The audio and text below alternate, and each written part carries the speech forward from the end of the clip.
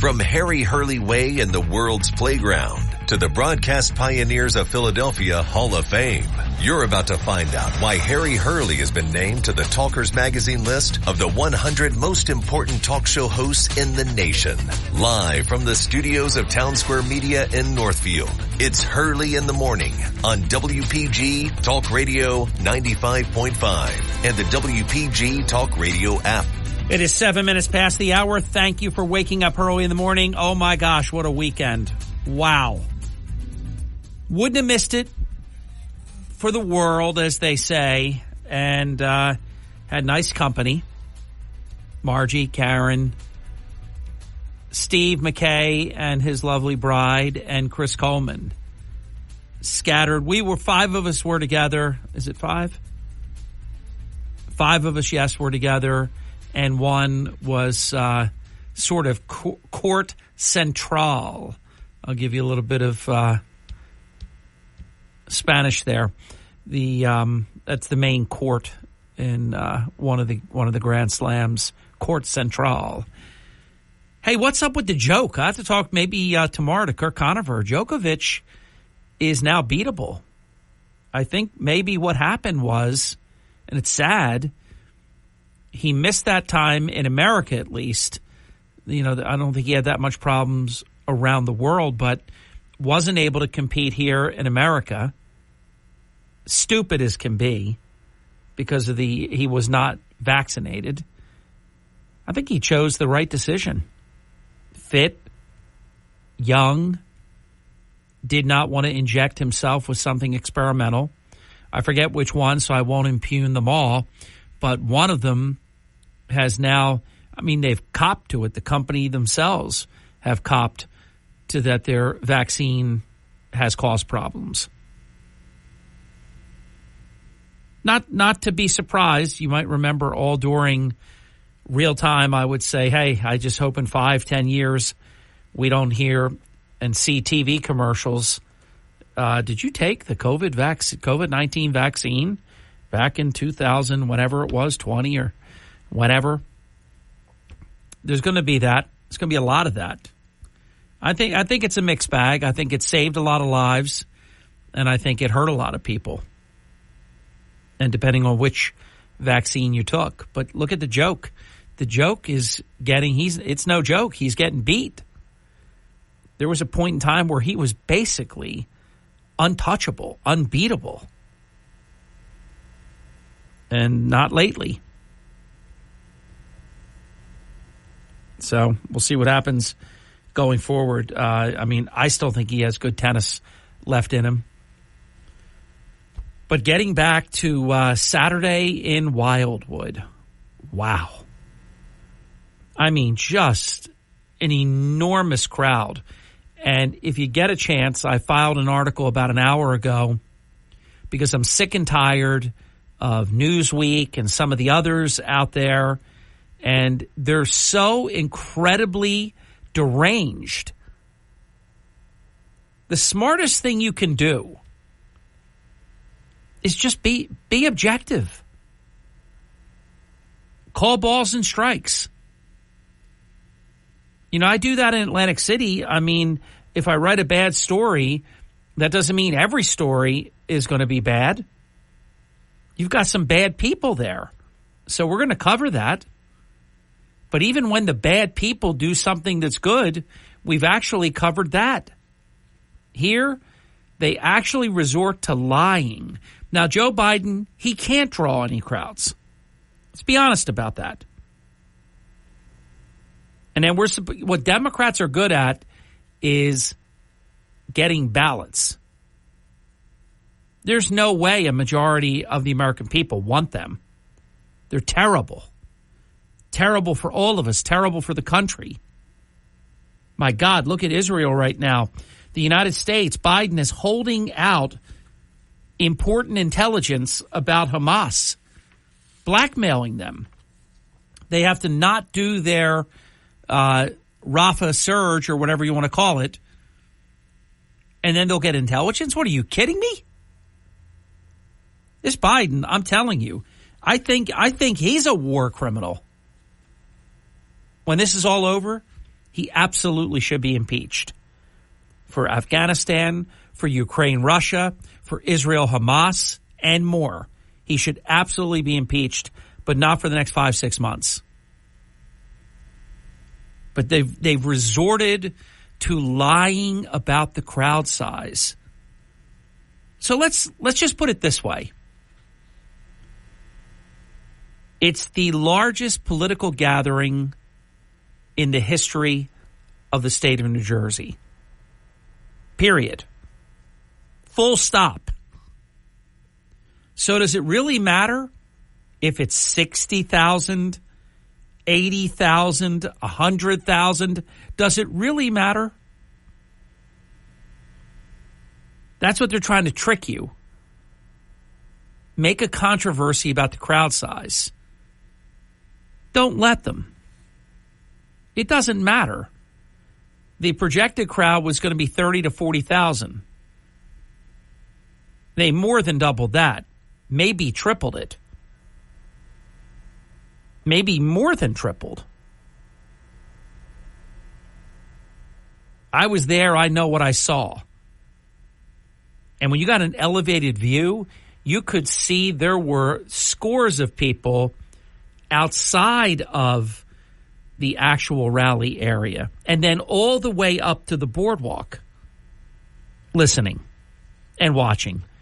There were TV screens everywhere in different stores, and you could hear it everywhere and see it everywhere. But they're so jealous, they're so deranged. You know, Joe Biden had 3 people in his basement, and Trump had 100,000+.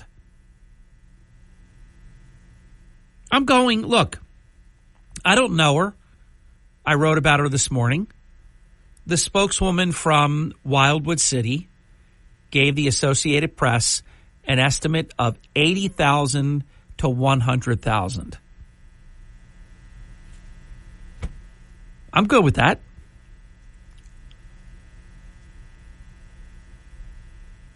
They want to make it look like, well, what do you want to make it look like? It was a small crowd?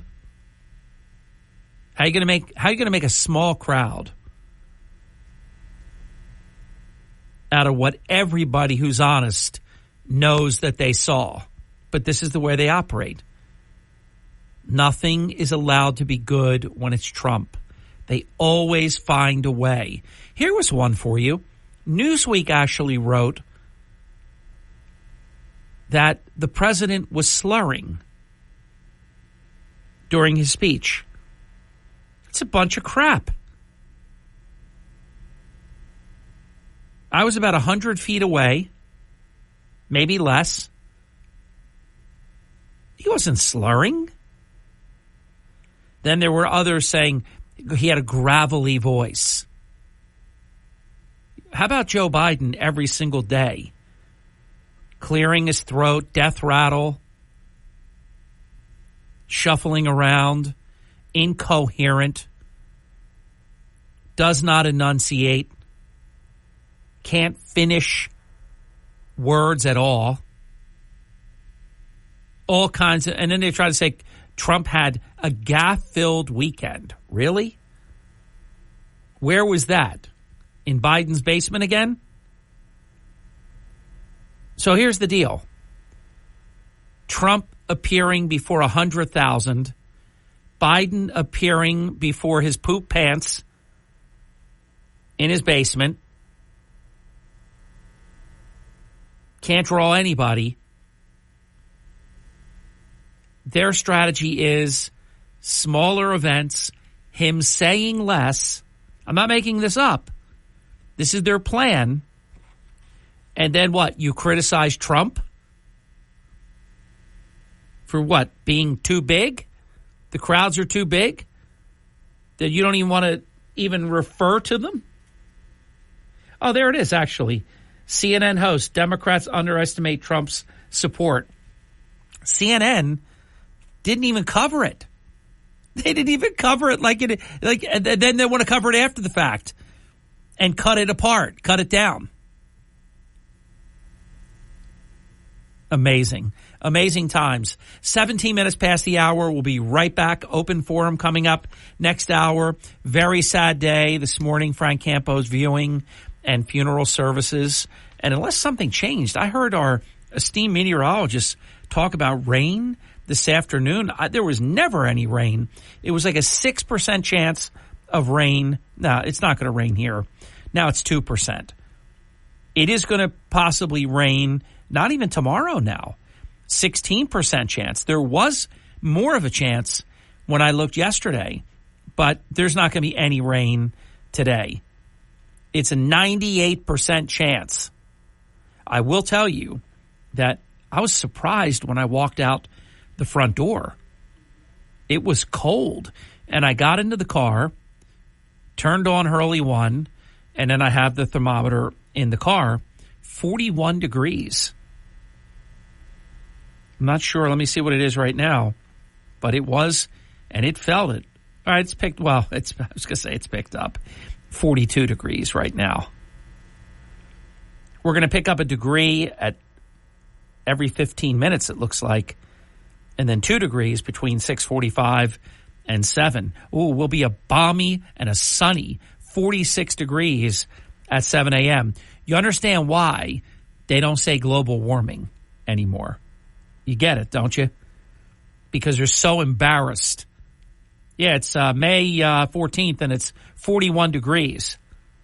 Global warming. We'll hit 60 by 10 o'clock, and there'll be a 1% chance of rain.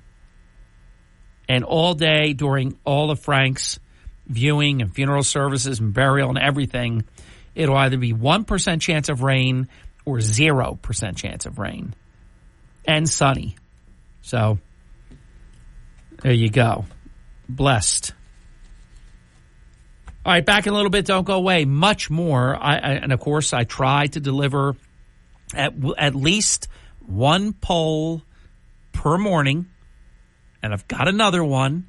This one is the Financial Times.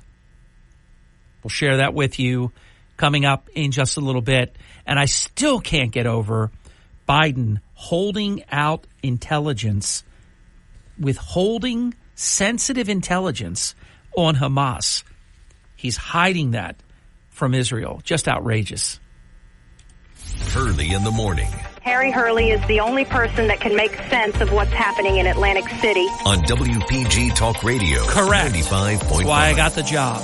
Fox News commentary. Joe Biden accidentally said the quiet part out loud when talking about Hispanic voters. I'm Tommy Lahren. More next.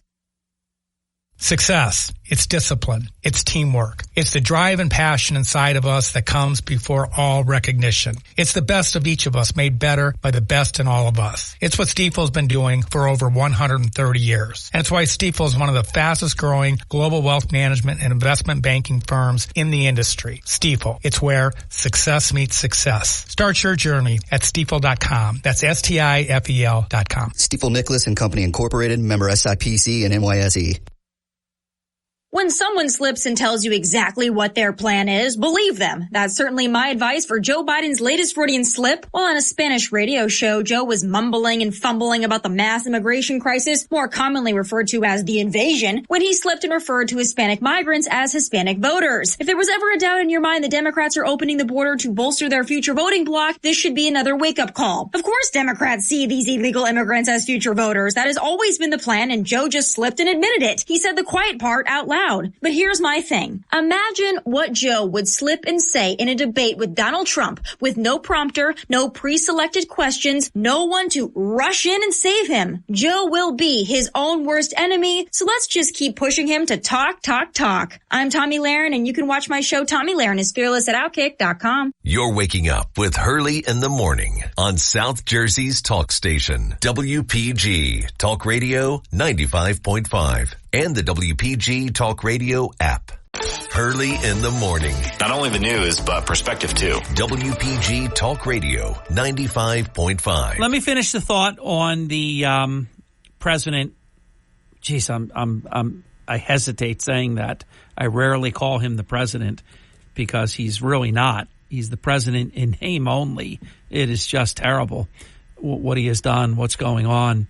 And Tommy Lahren made an observation that we have also made. I heard Biden call illegal Hispanic migrants Hispanic voters. Come on, I've been telling you since second one. It was always the plan. Make no mistake about it. I don't even really think, maybe they deny it, but they don't even protest. I mean, it's so self-evident that that's what's going on. All right. The fact that we have intelligence information and we are not sharing it with Israel during a time of war when they were attacked by terrorists, and Biden is the pro-Hamas president. Let's call it what it is. IDF spokesman Rear Admiral Daniel Hagari said over the weekend that dozens of terrorists have been killed, underground tunnels uncovered. They have thousands of their best fighters in these tunnels. They've uncovered all kinds of things, weapons confiscated. This operation is important, and it's working. And for America, I shouldn't say America, for this fake president to keep telling Israel not to do what they're doing. Think about how that undermines and then puts Israel in terms of the world community at such a disadvantage. It's terrible. So bad. Israel has, in unprecedented, better than we would, they have tried to not kill civilians. We don't want to kill civilians either. But no one has ever painstakingly avoided killing civilians the way that Israel has. The IDF spokesperson continued, they've killed terrorists, dozens of them. They have found underground tunnels, and they've confiscated weapons.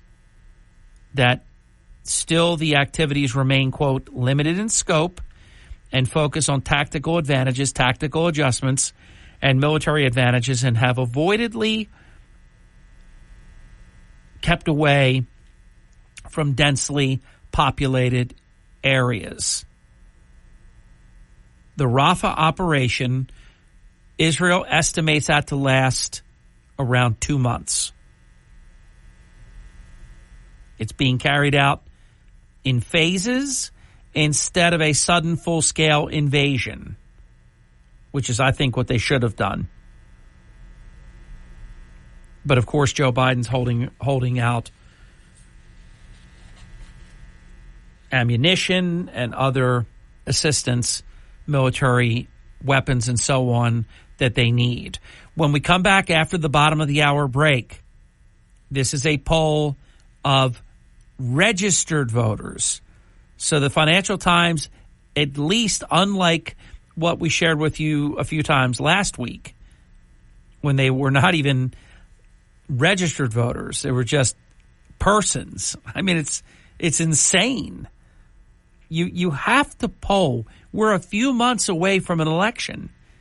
You have to poll the people who are voting, not people who aren't. Now, keep in mind, at least if you poll a registered voter, they might vote. They're not a likely voter. They're polling people that aren't even registered to vote. So this is a Financial Times and what's called Michigan Ross poll. But it's not a Michigan poll.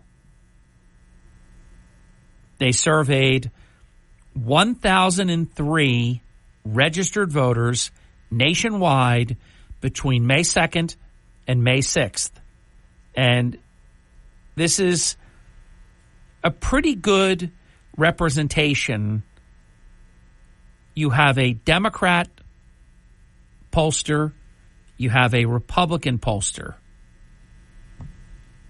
Again, I wish they would do likely voters, but we'll give you the results when we come back right after this. It is Hurley in the Morning. This is the Town Square, New Jersey Info and Weather Network. Thank you, Harry Hurley. 30 minutes past the hour. I have 3 stories. I have thousands of stories. If you go to to the archives.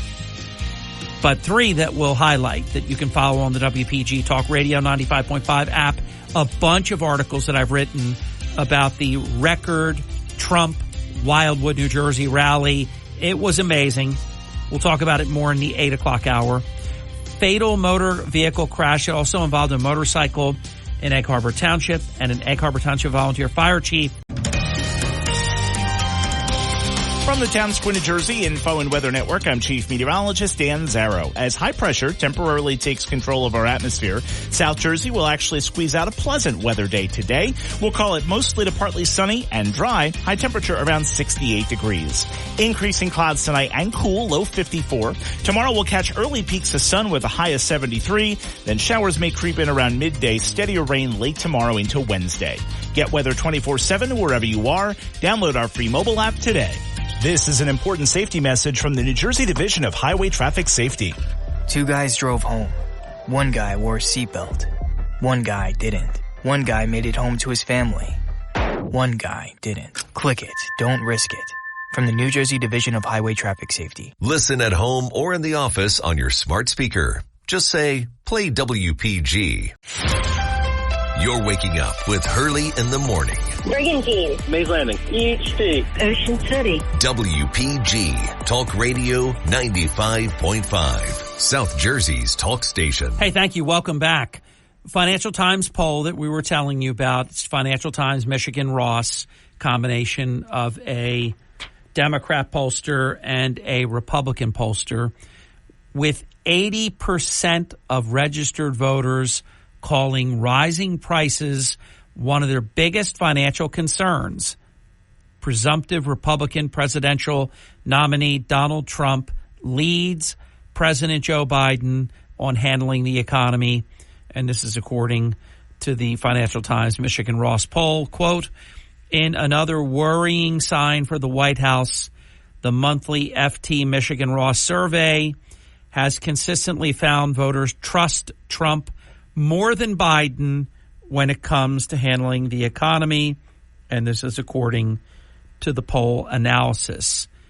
Trump draws 43%, those who trust him more on the economy, compared to 35% for Biden, an 8-point gap that is widening. Trump gained 2 more points since last month's poll edition. Just 28% of voters say that Biden has helped the economy. He has dropped 4 more points in that number. He draws a 58% disapproval rating on the economy as compared to just 39% who approve. Quote, the poll results, which come less than 6 months, but let me challenge that. And I'm going to do a standalone piece on this after the break. But there are going to be people voting in September. It's not 6 months. I'll share what they're saying, but it's not 6 months. It's crazy how early people are going to be voting. Quote, the poll results, which come less than 6 months before November's presidential election, suggest voters are still blaming Biden. Well, why shouldn't they? For high consumer prices, such as those for petrol, gasoline, and food, without giving him credit. Listen how biased this is. Without giving him credit for a booming economy and strong jobs market, according to poll analysis. Hey, come on. Booming economy?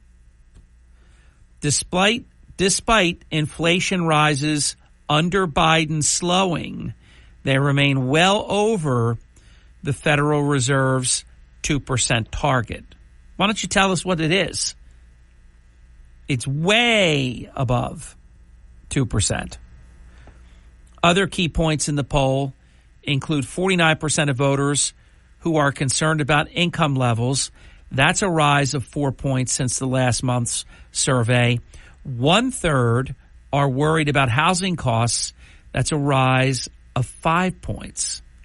This poll is a disaster, but you can see how the Democrat media always words things in a way to try to help Biden or lessen the severity of something or the damage that it could cause him.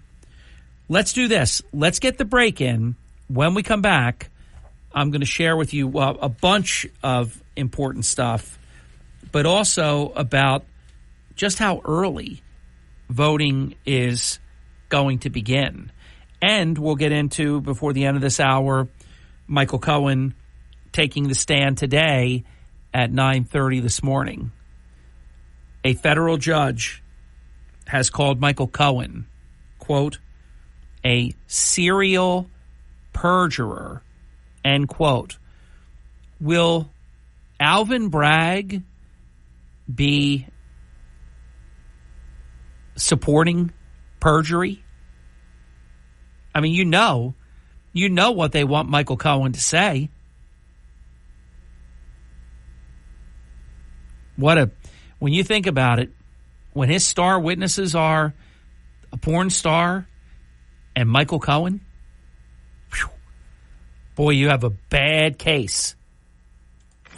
Wake up weekday mornings with Hurley in the Morning. This is the stuff we need to talk about. WPG Talk Radio 95.5. You're waking up with Hurley in the Morning. WPG Talk Radio 95.5.com. You're waking up with Hurley in the Morning. It's the topics that matter to me. WPG Talk Radio 95.5. Thank you. 45 minutes past the hour. It is the Hurley in the Morning program. And this portion of our program brought to us in part by Congress Hall. Let me just do a quick sidebar, but it involves the owner of Congress Hall, Curtis Bashaw. When Margie and I and my sister arrived to the Wildwood rally, and we walked up to the boardwalk, so we're at the boardwalk and Skellinger Avenue in Wildwood, the first person we ran into was Curtis Bashaw. Right there. And then we just kept running into folks. And it changed all my plans. I was actually planning on, I had it all worked out, a very nice person that I was really looking forward to getting to meet. It did not happen, but we have met each other over the phone now. So I had a whole area indoors. I was going to stay out of the allergies, the oak tree and everything. You think there's no oak tree, right? Oak tree was astronomical in Wildwood. I don't even know why, because usually if it rains the day before, you have a more mild day the next day. And even up to like 2 days before the rally, it was supposed to be moderate. It was not. So here's what happened. I had it set, could have done it, could have just stayed indoors for like 5 hours, but we just kept running in to nice people. And there was just no way. So I said, you know what? I'm just gonna see what happens. I'm gonna do it. And I held up pretty good, actually. But it doesn't really bother me while I'm doing it. It's usually that night and then for a number of days thereafter. I've had worse, I will tell you. My throat bothers me a little bit, and I got hit hard because obviously if you're allergic to something and you expose yourself to it for, I guess it was 7 hours, 6-7 hours at least, it's not going to be pleasant. But we ran into Curtis, and then we ran into my colleague Steve McKay and his wife, and then it was just, and then other people. Then we run into Jack Chittarelli, and then a really nice friend on Facebook was doing a Facebook Live. We said hello to his crowd, and I just said I'm going to stay with you guys, and we'll just see what happens.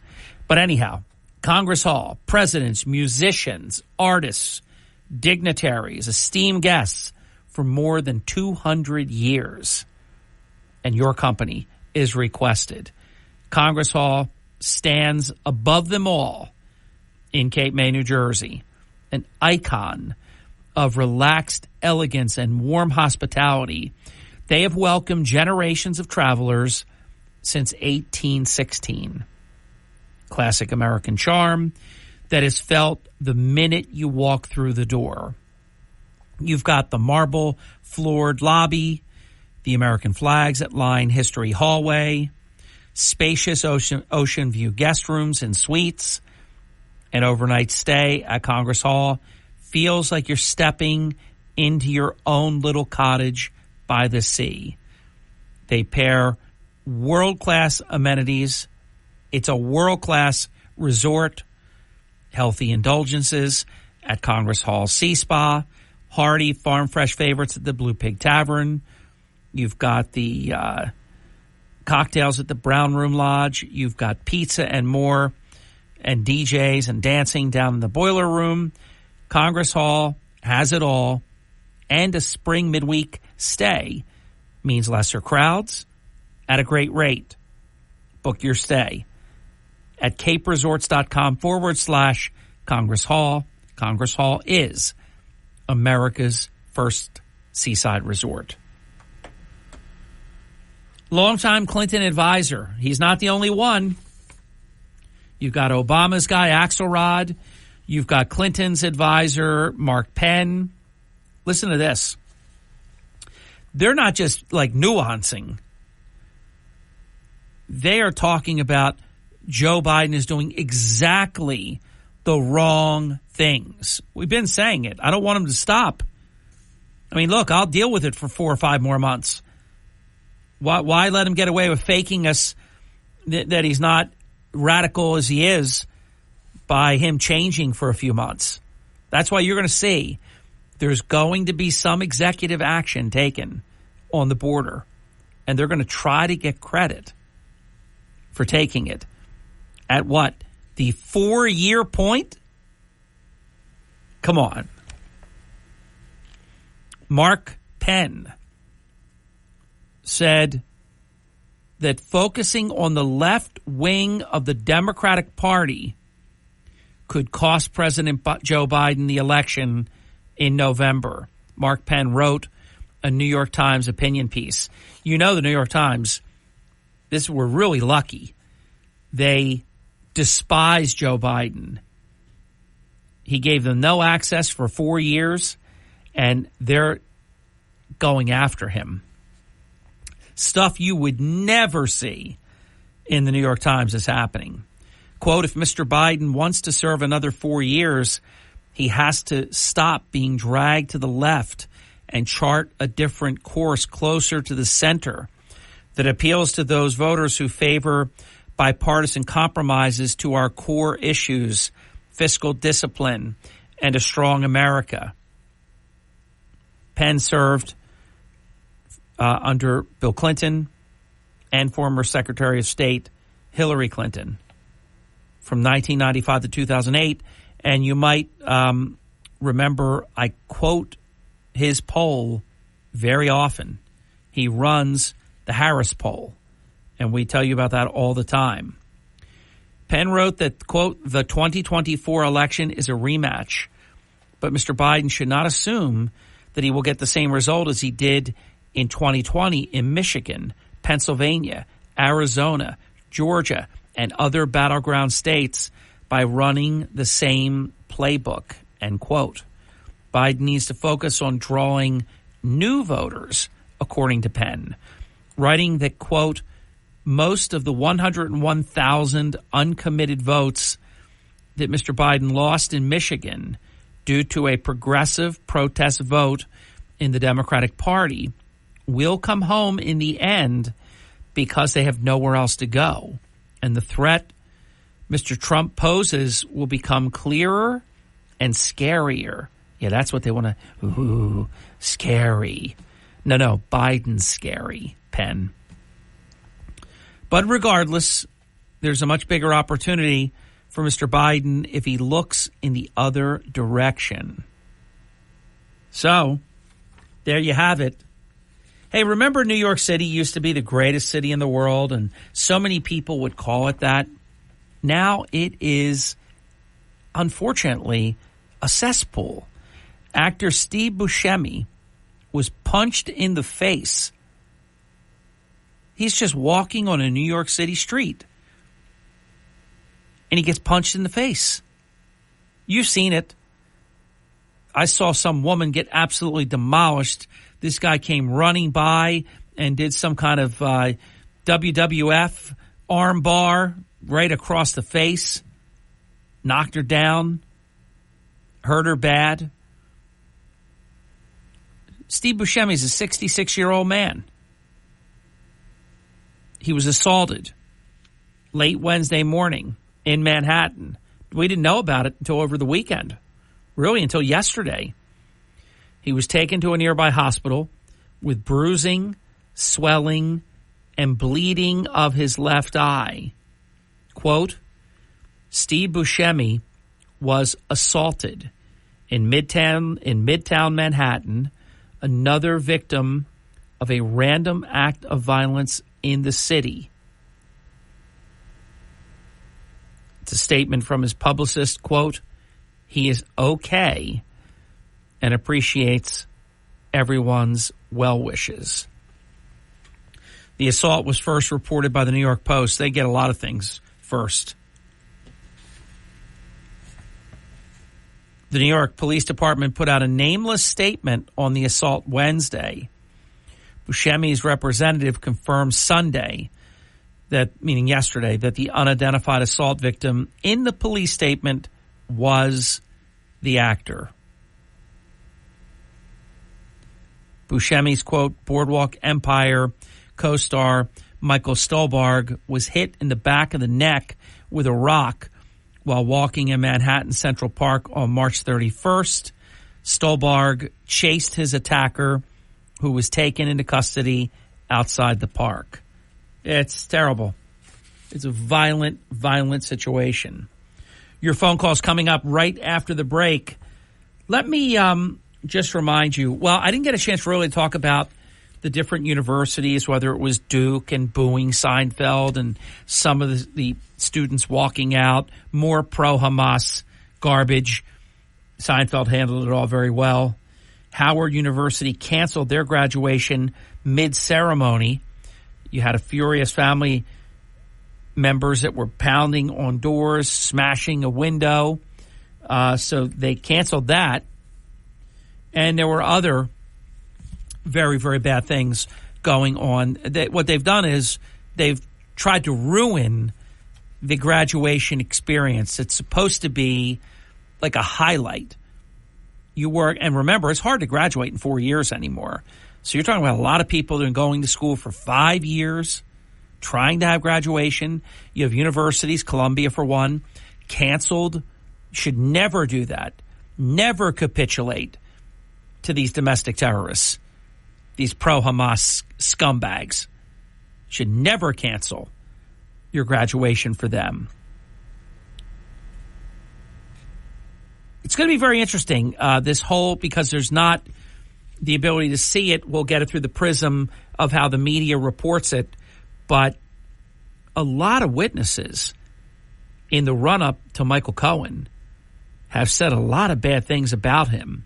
It kind of makes me feel, and I think I'm right, that the idea is Fat Bragg knows he's got a serial perjurer for a star witness, so he wanted to preempt. You get your bad news out. So all these witnesses said terrible things about Cohen. My favorite was Hope Hicks. She says, Michael Cohen likes to brag that he's the fixer, but he only fixes what he previously broke. Love it. You walk into the china shop, you break all the plates, and then you glue the plates back together. You're the fixer? No, you broke the plates. Donald Trump's former, I hate the term, fixer and lawyer will take the stand today at 9:30 a.m. Now, there's been, 4 weeks of testimony, and they've just been painting the most unflattering portrait of Cohen. He was called in this trial aggressive, impulsive, unlikable attorney. David Pecker of the National Enquirer fame, really the parent company, American Media, Inc., that owns the Enquirer, said that Cohen was, quote, prone to exaggeration. Loved Hope Hicks again. That Cohen liked to call himself a fixer, a role that she said was only possible because he first broke it. It's fantastic. Stormy Daniels' former attorney Keith Davidson said he worked with Cohen and that he was a jerk. And Daniels' then manager Gina Rodriguez, along with everyone else, didn't want to deal with him. Quote, Gina called me up to tell me, quote, some jerk called me and is very, very aggressive and threatened to sue me. And would like you, I'm reading it out as the transcript has it, Keith, to call this jerk back. Quote, I hate to say it this way, but who was that jerk? Asked Assistant District Attorney Joshua Steinglass. Quote, it was Michael Cohen. End quote. Davidson responded. He was Stormy Daniels' attorney. All right, we're going to be back. Hey, Bill Maher called out Stormy Daniels because he showed what she said on his show, and it was totally opposite of what she testified under oath. Why would you lie on Bill Maher, but what, tell the truth on the stand? Huh? But when it's just the opposite? Pretty weird. Call me now, 609-407-1450. WPGG Atlantic City, WENJ HD3 Millville, a Town Square media station. Everything you need to know in 6 minutes starts now. From Harry Hurley Way in the world's playground to the broadcast pioneers of Philadelphia Hall of Fame, you're about to find out why Harry Hurley has been named to the Talkers Magazine list of the 100 most important talk show hosts in the nation. Live from the studios of Town Square Media in Northfield, it's Hurley in the Morning on WPG Talk Radio 95.5 and the WPG Talk Radio app. Thank you. Just about 7 minutes past the hour. Your phone calls all this hour. In between your calls, I'm going to share with you more great polling information. I sure do wish that today was November 5th. Now, keep in mind, people are going to be voting in September. So if I say, hey, I want it to be November 5th, wait till you see. This is why Joe Biden keeps faking, I want to debate. He wants some zombie debate that they rig. He'll probably have all the questions and have his little, crib sheets right on his hands. All kinds of craziness. But they want millions of Americans. They want to make it like they rigged it in Pennsylvania when they finally had a debate between Fetterman and Oz. And so many voters had already voted. Keep in mind, there's not an enthusiasm to vote for Joe Biden. These Democrats are going to have to work for these ballots. That's how, if they have any chance, that's how they're going to do it. 609-407-1415 open phone line. Welcome to Hurley in the Morning. You're on the air. Caller, are you there? That sound you heard was a caller who was there, or she was there, but I think it was a he, until they weren't there. 609-407-1415 open phone line. Welcome to Hurley in the Morning. You're on the air. Good morning. I'm here. You are here. Good morning, Harry. Yep. Listen, Jerry Seinfeld got booed, but you know what? We haven't heard lately about, the leader of Ukraine was not only a comedian too, but he's also Jewish, and they haven't brought that up in a while. It's kind of interesting. Well, it's acts of, you know the game, acts of omission, acts of commission. And look, over the next months ahead, there's going to be more and more and more dishonesty because they've got a really bad candidate that they're trying to push over the finish line, and they know it's going to be a heavy lift. Well, just interesting fact, a little trivia. You know, Eddie Money, the singer, started out as a New York cop. Steve Buscemi was a New York firefighter. Did you know that? I did know that, yes. Oh, good. Okay. Yep. Well, that's all I got for today. Thank you. Harry. Bye-bye. Yep, I did know that. And he's visited there and warmly received. All right, in between your calls, I want you to call in, but you gave me a moment to breathe, and I'm going to take full advantage of it. They have to be sick over this.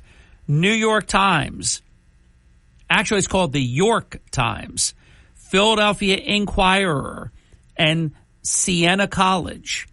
You talk about extensive surveys. This is April 28th through May 9th. And, of course, it's not likely voters, but at least it's registered voters. So just imagine, it's even better than what I'm going to share with you. Get ready. Arizona, Trump, 49. Biden, 42. Georgia, get ready. Trump, 49. Biden, 39. 10-point lead in Fanny's corner there. Wow. Michigan. And this is why we've got the pro-Hamas president that we have.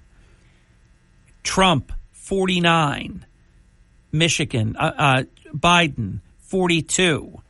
State of Michigan. Biden won all three of those in 2020. I don't think he won Georgia, but he did win Georgia by what they released. Let me keep going. Nevada, Trump, 50. Biden, 38. Pennsylvania, Trump, 47. Biden, 44. That is 5 battleground states, all of them won by Biden in 2020. He's losing in every one of them, and in some of them by as many as 12 points. In others by 10. Another 2 by 7. Arizona is Trump by 7. Georgia is Trump by 10. Michigan is Trump by 7. Nevada is Trump by 12. Pennsylvania, Trump by 3. And Wisconsin, within the margin of error, 47% Biden, 45% Trump.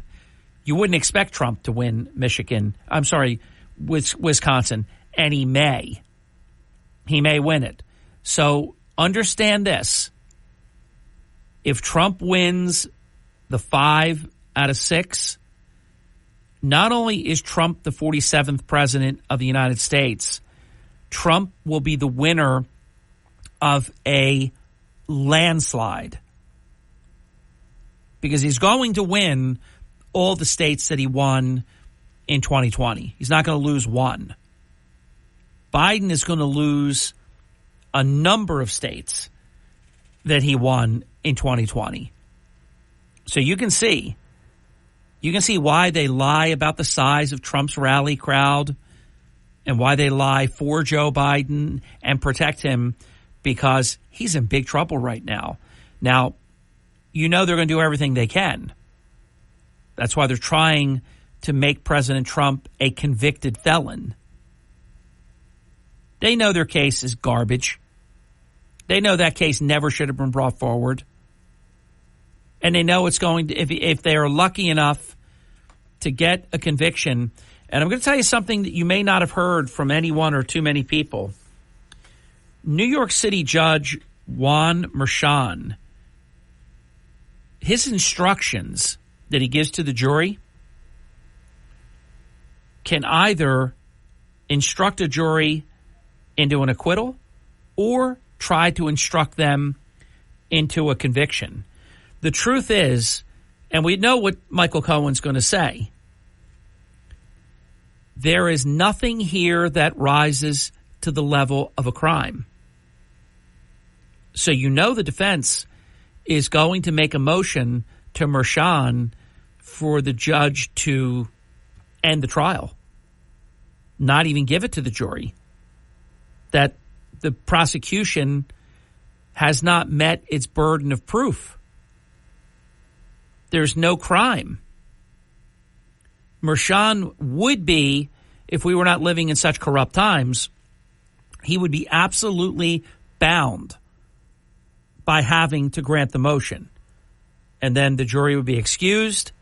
Thank you for your service. And it would be over. But Mershon's not going to do that. I'm almost willing to guarantee you that he's not going to do that. And he's so despicable, he may instruct the jury in such a way that they're going to think the crimes were committed. Don't forget, we know there's no crime. All the legal experts know there's no crime. Fat Bragg knows there's no crime.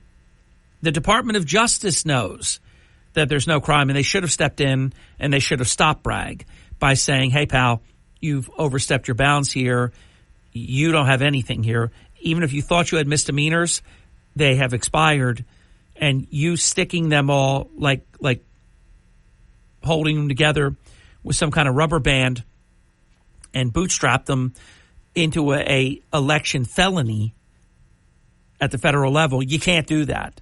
But notice they don't step in and do that because they want to convict Trump. That's what you have to understand. And it's terrible. We've got to step aside. When we come back, you will join the program next. I hope you'll hang in there. You're waking up with Hurley in the morning. It's well-balanced conversation. WPG Talk Radio 95.5. Your morning espresso starts right here. It's the Sean Hannity Morning Minute. Even David Axelrod is right. You look at this Biden economy, he points out what an insane mistake it is that could result in his defeat if he keeps pushing this lie that is at odds with the reality that the American people are living, that their money is worth about $12,000 less than when Donald Trump was president. He says, I don't understand. They spent all this money pushing Bidenomics and touting Bidenomics, and it's not resonating. What part of this are you not understanding? And then rightly points out that on the issue and the handling of the economy, Americans by larger and larger numbers trust Donald Trump over Joe Biden. The Sean Hannity Show from coast to coast later today. Hey guys, breaking news. Did you hear that gold hit an all-time high? And based on market analysis, it could soar even higher. With inflation increasing, global tensions escalating, and central banks buying gold at record levels, the gold boom could skyrocket to over $7,000 an ounce. In fact, experts claim that the gold investing madness is just getting started. And that's why we partnered with the highest rated gold company, Goldco. They have earned over 5,000 five-star reviews from tens of thousands of happy customers who have diversified their savings with gold and silver. Today, Goldco is offering you up to 8 years in free IRA fees plus 8% instant match in bonus silver with a qualified account. Call 855-815-GOLD for free IRA fees, bonus silver, and a free gold and silver info kit. What are you waiting for? Join the tens of thousands of people who have already joined the gold rush and diversified their savings with gold and silver. Call 855-815-GOLD now. That's 855-815-GOLD now. WPG Talk Radio 95.5. For complete contest rules, visit WPGTalkRadio.com. You're waking up with Hurley in the morning. I listen every morning. WPG Talk Radio 95.5. I was thinking about this during the break. Trump is closer in New Jersey and other blue states that he doesn't, you don't want to use the term doesn't need because you take them all. But he's closer in New Jersey than Biden is in multiple battleground states that Biden won in 2020. I'm telling you, if we didn't have such a dishonest Democrat media, this is amazing what's going on. But I have to admit, I believe most Americans don't know it. They know it in their own way and in their own state. But look at this. I mean, Trump is single digits in New Jersey. There's no question about it. Biden won it by 16 points in 2020, but that was a zombie all vote by mail election. That was garbage election. but he won by 16 points. His leads I don't think his lead is more than 5 right now, 5 to 6. Now, he may win it, but Biden's actually going to have to spend money and I don't know if he'll campaign, but do things in states that he should have in the bag. Meanwhile, Trump is in the business what we call expanding the map. I'm already working. I did an electoral map that got millions of page views around the world. Chris Coleman will back me up on that. I don't even remember, but the list of countries that read it. I will be doing it again. And this map is so expanded at this point as compared to where it was back in 2020. Welcome to Hurley in the Morning. You're on the air. Yes, good morning. I'm very convinced that your vote counts, and the reason why I'm 100% convinced is that they wouldn't have had to go out of their way to sabotage the election if it wasn't so. Those people that say your vote doesn't count, they don't know what they're talking about. But anyway, I love to listen to or watch Michael Savage blogs. And Michael Savage, he has God Talk on Sunday. So he has God Talk and a vertical ellipsis point in the title, whatever he's going to talk about. And this one is, which side is God on in Gaza? So he was giving some opinions that are maybe a little bit on the strong side, for and against what's going on there in favor of Israel and for and against what's going on there on the side of the but they're not Palestinians, they're actually Arabs. So anyway, he was talking about how the civilian casualty rate is too high, and he was saying that if they really want to do it correctly, they shoulda, woulda, coulda. It's just like with Okinawa. You couldn't bomb the Japanese out of the caves. You had to go in and do hand-to-hand combat. By the way, what do you think the casualty rate was in Japan? What do you think that was? Civilian casualty rate. How do you think that turned out? You think that maybe dwarfs the civilian casualty rate in Gaza? I would think so. I would think so too, my friend. I don't like Michael Savage. So you can quote him anytime you want because we're open here to hear from many opinions. I don't like, he's radical, and I don't mind radical even, but he's radical in a way that I don't know if it's just to be controversial. But look, Israel has taken more care to not kill civilians than any nation, in my opinion, in the history of the world that has been engaged in war. Yes, they had the one mistake that got very much publicized because it fits the narrative of trashing Israel. But they have taken great care to not kill civilians. Their enemy is in Rafah. They have to go there and take their enemy out. And their enemy, as you know, I think you know this, disagree with me if you will, but I know I'm right with this comment. Hamas make sure that they position themselves underneath in their tunnels, underneath hospitals, maternity wards, schools. So Hamas, Israel gets blamed for killing civilians. Hamas places themselves as close as they can to civilians.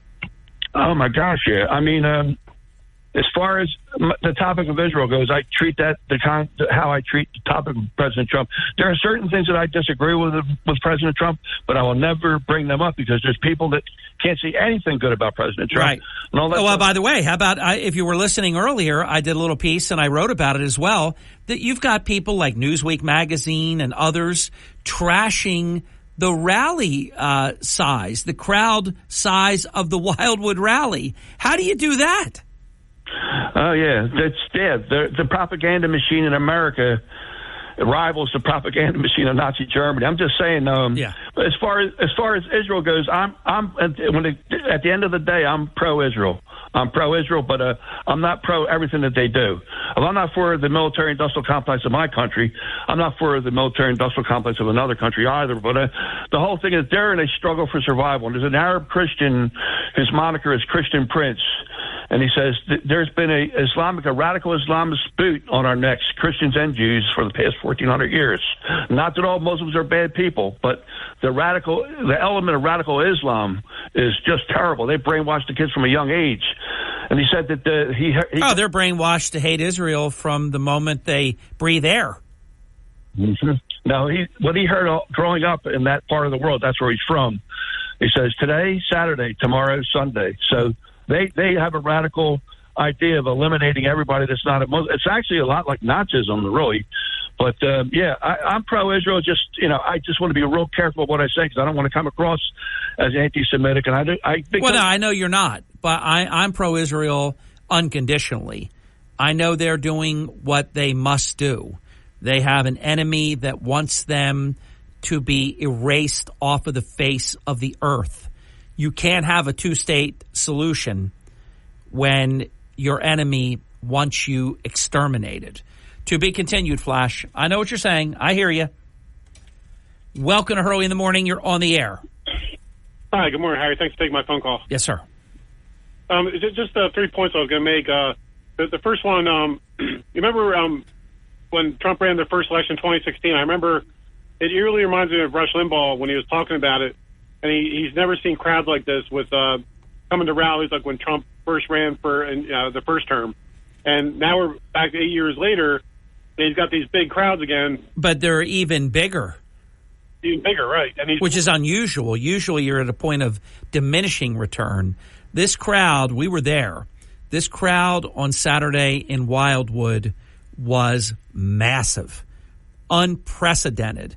And that's why you see this visceral reaction from the Trump-hating Democrat media that oh my God, Biden had some meeting with 2 people in his basement. Trump had 100 and some thousand people. Well, we got to make that look bad. So they're trying to find ways to make it look bad. Oh, people left early. Oh, it wasn't that big. It really wasn't that big.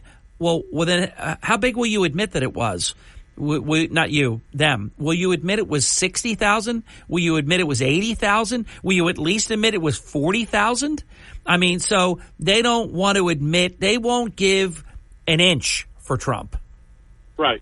And my second point is, as far as Jerry Seinfeld, I'm a huge Jerry Seinfeld fan. I applaud him because he's not running away from who he is. Yep. And the fact that he's supporting Israel.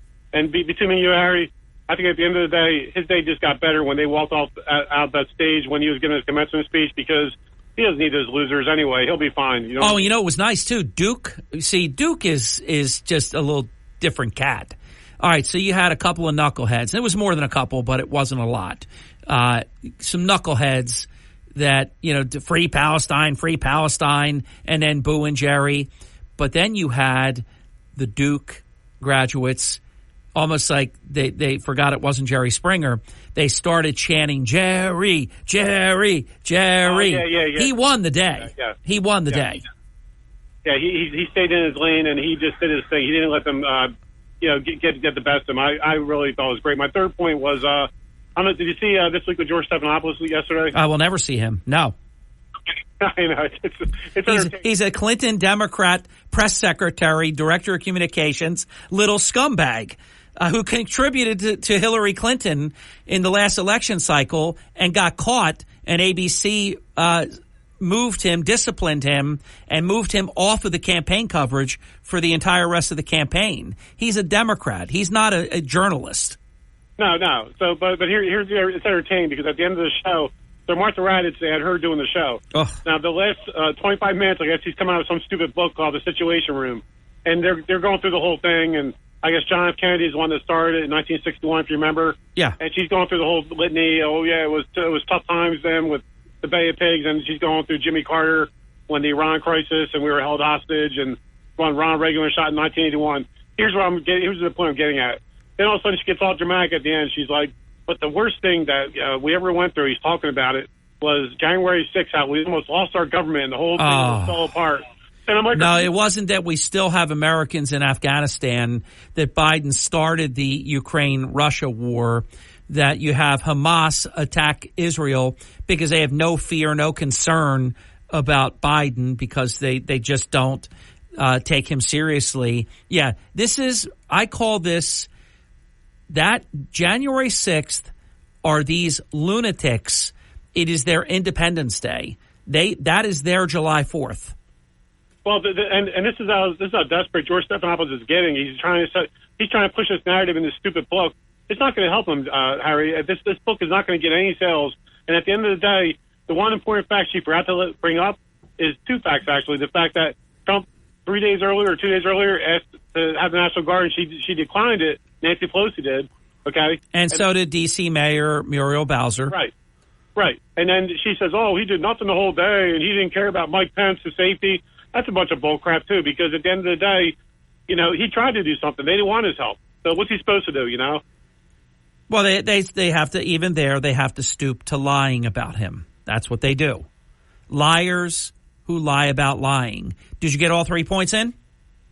Oh, yeah, just the last thing was he also said to march peacefully and patriotically. I guess you forgot that point, too, in the book. Well, they always do, yes. And they, of course, they left that out of their Hollywood movie that they produced on January 6th. They only had President Trump up to a point. They didn't have him say that because, of course, that's completely exculpatory. And I remind everyone, you don't need to be reminded, but I remind everyone, Trump was never charged with insurrection.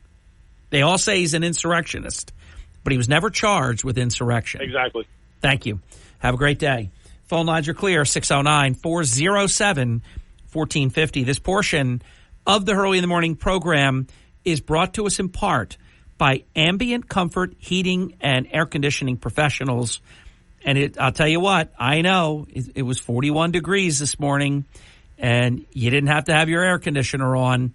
And I realize it's basically the middle of May, but it's going to get hot. You're going to get sweaty and miserable, and the sooner you discover a problem, the easier the repairs tend to be. While the price of just about everything has gone up, my friends at Ambient Comfort, they have their tune-up special at the same affordable price, just $59 for new customers, and it's well worth it. We do it every year, twice, for the heating system and for the cooling system. They'll perform a thorough and precision tune-up and inspection on your system to make sure it's safe and running at maximum efficiency, prepared to get you through the summer heat. When comfort matters, choose who I choose. Choose Ambient Comfort. Schedule your tune-up now at AmbientComfortNJ.com.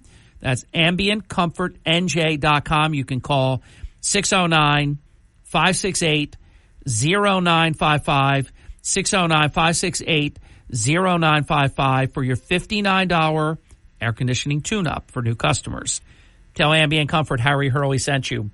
Your calls are coming up right after the break. Don't go away. You'll be next. This is one of the saddest occasions of my lifetime. When I think about, losing my parents, grandparents, we've had a lot of loss in our family. My parents were older. They were World War II era. So my mother was 40 when we were born. My father was about 40, I think 43, maybe even 44, possibly even 45, come to think of it. So my parents were older, which of course, that means right up the ladder there, the grandparents were older. So we've had a lot of loss. I have to say, last week, the loss of Frank Campo hit me, just took my breath away. Right in the solar plexus, right between the eyes, however you want to say it, took me to my knees, really hurt. Because Frank, to me, is family. And we will say goodbye to Frank today, and I wasn't ready for this. You're never ready for it. I tell you that all the time. Even when I knew after going through it once, even though I was very, very young, and then 6 years later or 7 years later, going through it a second time, you're never ready for this. Even if you think you're ready, you're never ready for it. And in Frank's case, this is very hard to accept. But we will say goodbye to Frank today, and we'll come back right after the break, and we'll take more of your phone calls at 609-407-1450. Don't go away. It is the Hurley in the Morning program. Bob Progner is going to join us at 8:05 this morning. We're going to talk about the Tom Brady roast now that he has seen it, and I will share some thoughts about this incredible, unprecedented. I wonder in terms of the history of, we talk about it's the biggest political gathering and nobody's disputing this except the liars. It's the biggest political gathering in the history of the state of New Jersey. It's got to be one of the biggest gatherings in the history of the Republic. So we'll talk about that with Bob as well. 609-407-1450. We have an open phone line. Your calls are next. This is the Town Square, New Jersey Info and Weather Network. At 36 minutes past the hour, it's Hurley in the Morning with 3 stories that you can follow on our WPG Talk Radio 95.5 app. We have written a bunch. You decide how many is in a bunch. It's got to be at least 6. 6 different articles about the record Trump rally. We wrote about a fatal motor vehicle crash in Egg Harbor Township, and also about a distinguished public servant, a fire chief in Egg Harbor Township, who passed away after more than 30 years of From the Town Square, New Jersey Info and Weather Network, I'm Chief Meteorologist Dan Zarrow. It's quite chilly outside this morning. Lots of temperatures in the 40s. We've even seen some 30s in the Pinelands to start the day. We'll see mostly to partly sunny skies today and dry weather. High 68 degrees, a pleasant May day. Increasing clouds tonight and cool, low 54. Early peaks of sun tomorrow, high 73, but showers may creep in around midday and steadier rain tomorrow afternoon and evening. Get weather 24/7 wherever you are. Download our free mobile app today. You're listening to Hurley in the Morning on South Jersey's talk station, WPG Talk Radio 95.5 and the WPG Talk Radio app. Hurley in the Morning. If you really want to know what's happening in Atlantic City, it's Harry Hurley every single morning. WPG Talk Radio 95.5. Thank you. Back to your call lines at 407-1450. It'd be good if I gave the area code. I'm behaving like a rookie. 609-407-1450, an open phone line. Dan, welcome to the program. Mayor, the rally was fantastic, and you're an expert in voices. So when you heard that voice for 90 minutes of a guy who's basically saying, I want to be the president. Oh, there's no doubt. I want to save America. Yeah, there's no doubt. You can tell he knows that what's been going on for the last 4 years. I mean, think about, nobody puts it this way because they won't give this guy an inch, but he's been criminally charged. You know, he talked at one point about how nobody has to put up bail anymore except him. I mean, he's charged more than Al Capone, and he said it. I mean, such sacrifice. Meanwhile, Joe Biden has become a multimillionaire because he has leveraged his elective service. Trump has been crushed because of his elective service. I mean, it's just the opposite. So he knows that the American people are hurting at all income levels, that the radical policies of this administration, you know what I keep trying to remind people, Dan? This was Joe Biden wanting to get 4 more years. Can you imagine if he gets 4 years unbridled? Now, he's going to be pooping his pants and drinking out of a sippy cup. He's not going to be the president at all. I believe he will not even know his name in 4 years. I'm not trying to be unkind. He's degrading. I mean, it's like one of those crypt keepers before our eyes. He's degrading as you know, each day goes by. But the radicals will still be there. What they will inflict upon this country if they win again would be unbearable. Well, you have to ask yourself, do you want 4 more years of Vice President Harris? Do you want 4 more years of... Oh, no. Do you want 2-3 years of President Harris? Yes. And you want Javier as a... Biden would say Baccaria, and you want Jennifer Granholm, you want Pete Buttigieg. If you want it, you can have it. Dan, over the weekend, Joe Biden stepped in it because he said what anybody that's willing to embrace the truth knows to be true. He was referring to Hispanic migrants, illegals, and he called them Hispanic voters because that's what everybody asks me. I don't understand, Harry. Why would he do this? This is so damaging to our country. He's let terrorists in. He's let drug dealers in. He's let human traffickers in. He's let all these horrific gang members in. You know, like some of the smart people say, even if 1 out of 100 are bad, that's hundreds of thousands of bad people he's let in. And then I let him finish because they're exasperated. And I said, well, it's very simple. These are future Democrat voters, and some of them, Dan, are going to vote in this election. it's a shame, and this is a carryover. It was we're going to in 5 days. We're going to start fundamentally changing America, and we're all the way up to Biden carrying the torch for Obama. This is Obama's third term, and I'll go to my grave saying that because this is his policies, and guess what? They're not working. It is fundamentally changing America, and yes, your electricity will necessarily skyrocket. And I know it's amazing, and the other thing too is, in all the states that they control, the secretaries of state, boards of elections, some states call them boards of canvassers. Doesn't matter what the name is. It's the job duty. They all made it that when you get your driver's license, you're automatically a voter. Now, they act like that's, motor voter. That's like we just want more people to legally vote. No, not at all. Because it's not hard.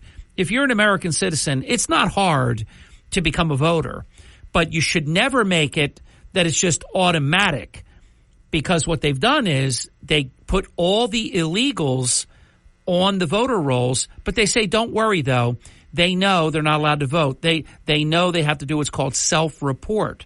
Well, I don't know that they're not going to vote. Well, to me, it's basically, you have to look at the number.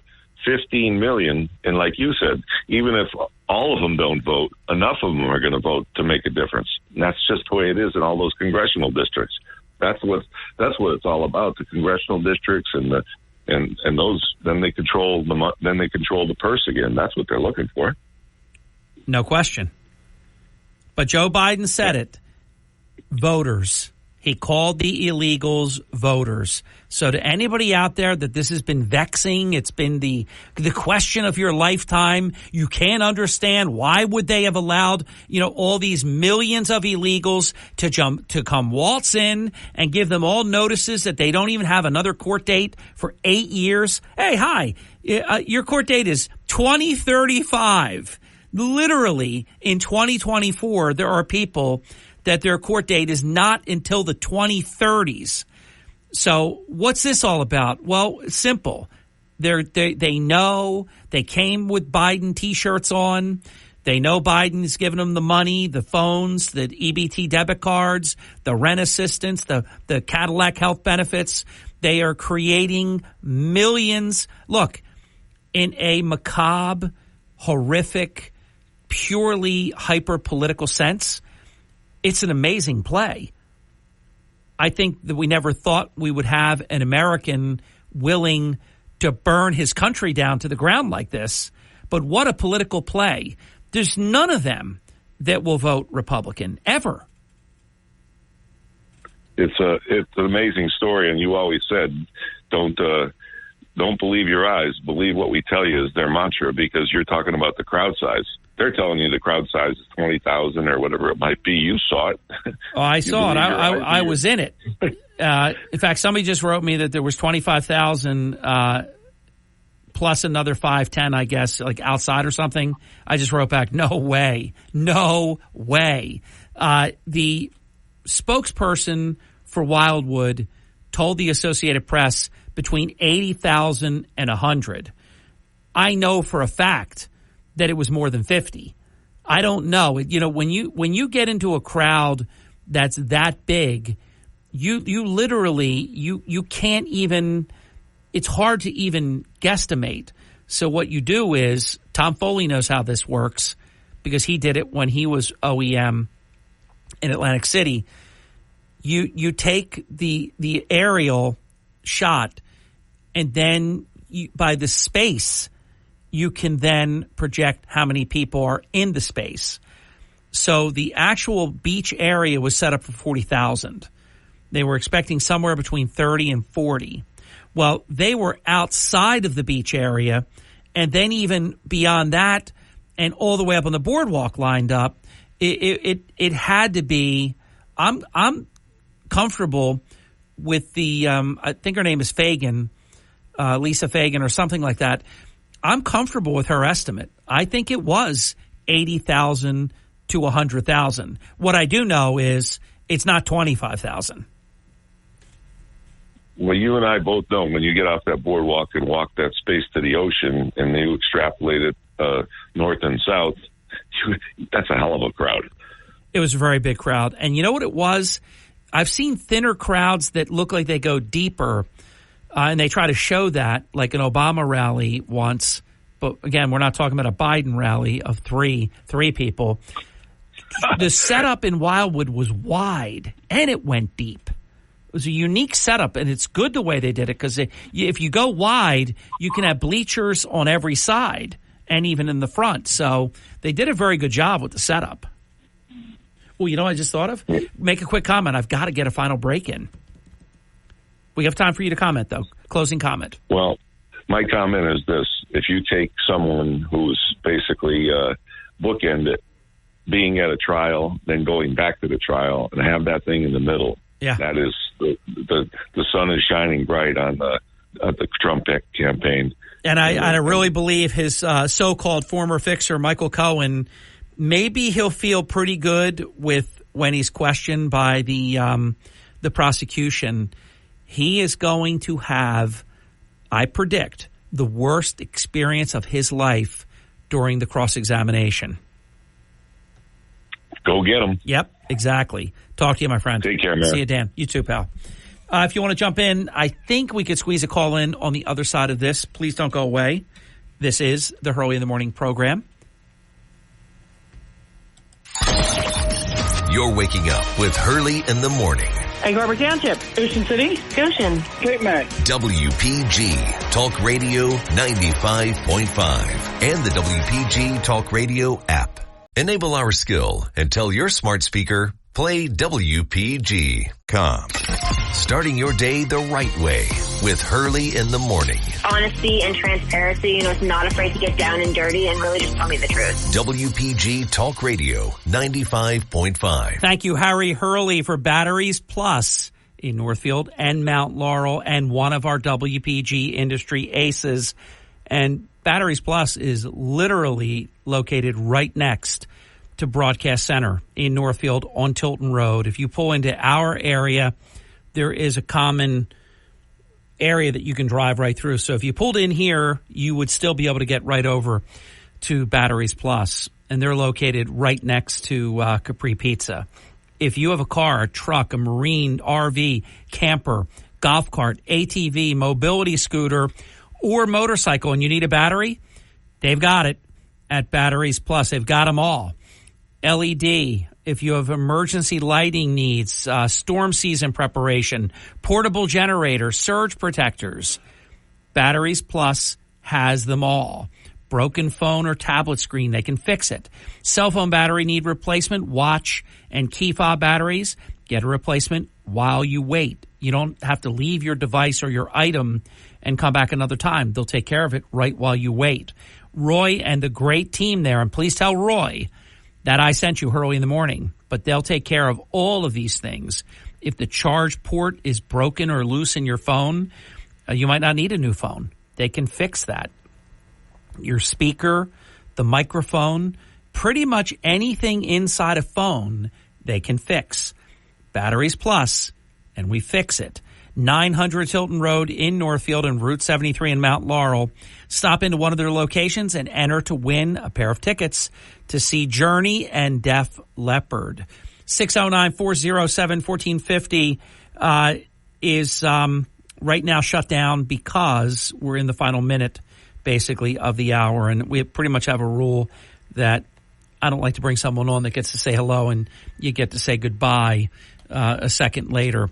Bob Progner is going to join us right after the break, possibly a guest at 8:35. That is not set in stone. And Mayor Kane is on assignment. He'll join us next Monday in the 9 o'clock hour. See, as I said, there is your music. Michael Cohen, day one. They're probably going to have him for a couple of days, the prosecution side. After all, he is their quote-unquote star witness. I'm telling you, he's going to be a disaster. I know it. Might not happen because they're lying right now about a lot of things. They're making things that they want to just kind of fool the jury into believing are crimes. They haven't shown a single crime yet. And we didn't even have a chance to talk about the fact that United States Senator Bob Menendez from New Jersey, today is day one of his corruption trial. His wife has had a health issue of some kind. I believe her trial is going to begin in July. But Senator Menendez trial today, and it looks like he's going to have another trial on just gold bars. A lot going on. We'll do our best to keep up on it all. WPGG Atlantic City, WENJ HD3 Millville, a Town Square media station. Everything you need to know in 6 minutes starts now. From Harry Hurley Way in the world's playground to the broadcast pioneers of Philadelphia Hall of Fame, you're about to find out why Harry Hurley has been named to the Talkers Magazine list of the 100 most important talk show hosts in the nation. Live from the studios of Town Square Media in Northfield, it's Hurley in the Morning on WPG Talk Radio 95.5 and the WPG Talk Radio app. Thank you. It's 6 minutes past the hour. We have a great hour in store for you. My good friend Bob Progner, he's here now. Then at 8:20, we will be joined by Steve McKay, who is a dear friend, and he is a great colleague, program director of Light 96.9 FM, our sister station Blowtorch. And Steve is the afternoon drive on-air personality as well. We not only did we attend the rally, we attended the rally together. Our wives, my sister, we had a great time together all day, all afternoon, many, many hours we spent together. And then right after the bottom of the hour break at 8:35, we'll be joined by, I believe, the next governor of the state of New Jersey, Jack Ciattarelli, who we ran right into. And if you go to my Facebook page, you'll see the photo that he and I posed together for Jack Ciattarelli. Coming up at 8:35, we'll talk about the rally. We'll talk about the race for governor and whatever else. All right, Bob, you now have viewed the Tom Brady roast. Did I describe it accurately? Really raunchy. Yes. And, Harry, I am not above using vulgarity when it is appropriate, and sometimes it is a very, very, very effective means of communication when it's appropriate. And, and look, the great President Trump, he has been accused of being a vulgarian by the leftist hypocrites. He was Sunday school Bible studies compared to this thing. I'm going to tell you my theory, Bob, and you tell me what you think. And I believe that Brady did a set that was way over the top because he was drinking tequila shots. He was drinking the whole 3 hours, the whole thing. The booze flowed freely, and each person tried to outdo the one before. So that required even more F-bombs and more talking about genitals, only using, the most raunchy names you can. Honestly, I mean, if anybody listening, and I'm not calling anybody listening a prude, but if you are a prude, oh my God, you would be disgusted by this thing. It's a shame. They had Brady for 3 hours. I don't think they needed to talk about Gisele Bündchen the way that they did. They didn't talk about the mother of his first child. I don't know why I know her. Actress, Blue Blood, I think, and a few other good shows that she's been in. I forget her name for some reason, but they didn't have to bring them up. I think it was over the line. I didn't want to jade you. I said only what I said until after I knew you watched it. Now I'm saying a little bit more. That roast was over the top, Bob. Oh, I totally agree, Harry. I mean, it was kind of embarrassing, but some of the players were just. I mean, Gronkowski was totally inebriated. Oh yeah, I mean, it was insane. Harry, Julian Edelman was like pornography. He was.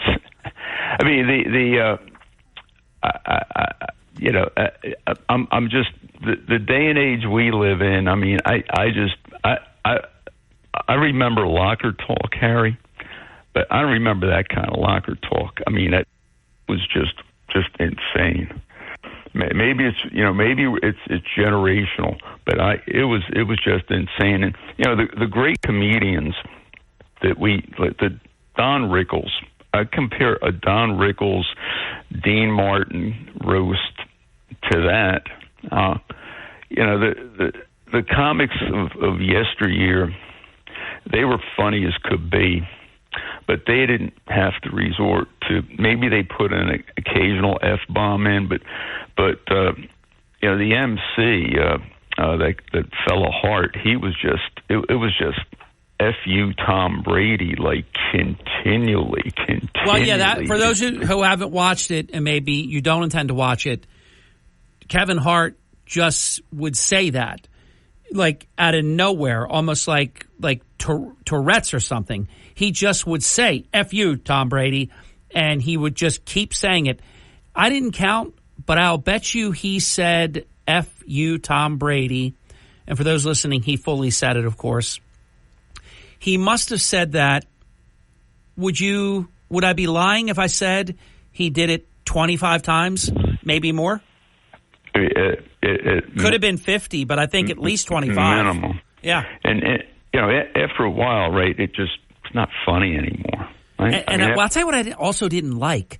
I don't know why they had to get so graphic. Like, I thought that Nikki Glaser was hysterically funny, but she's so sexualized, like almost everything she was doing.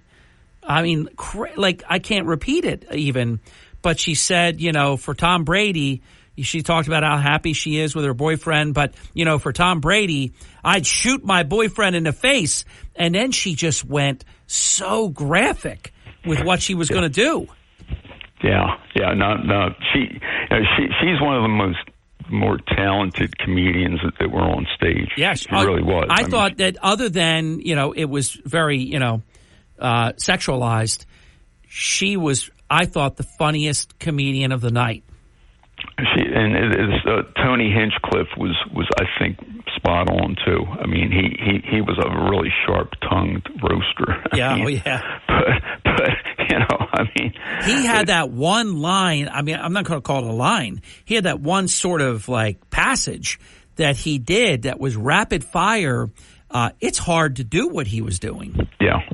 I mean,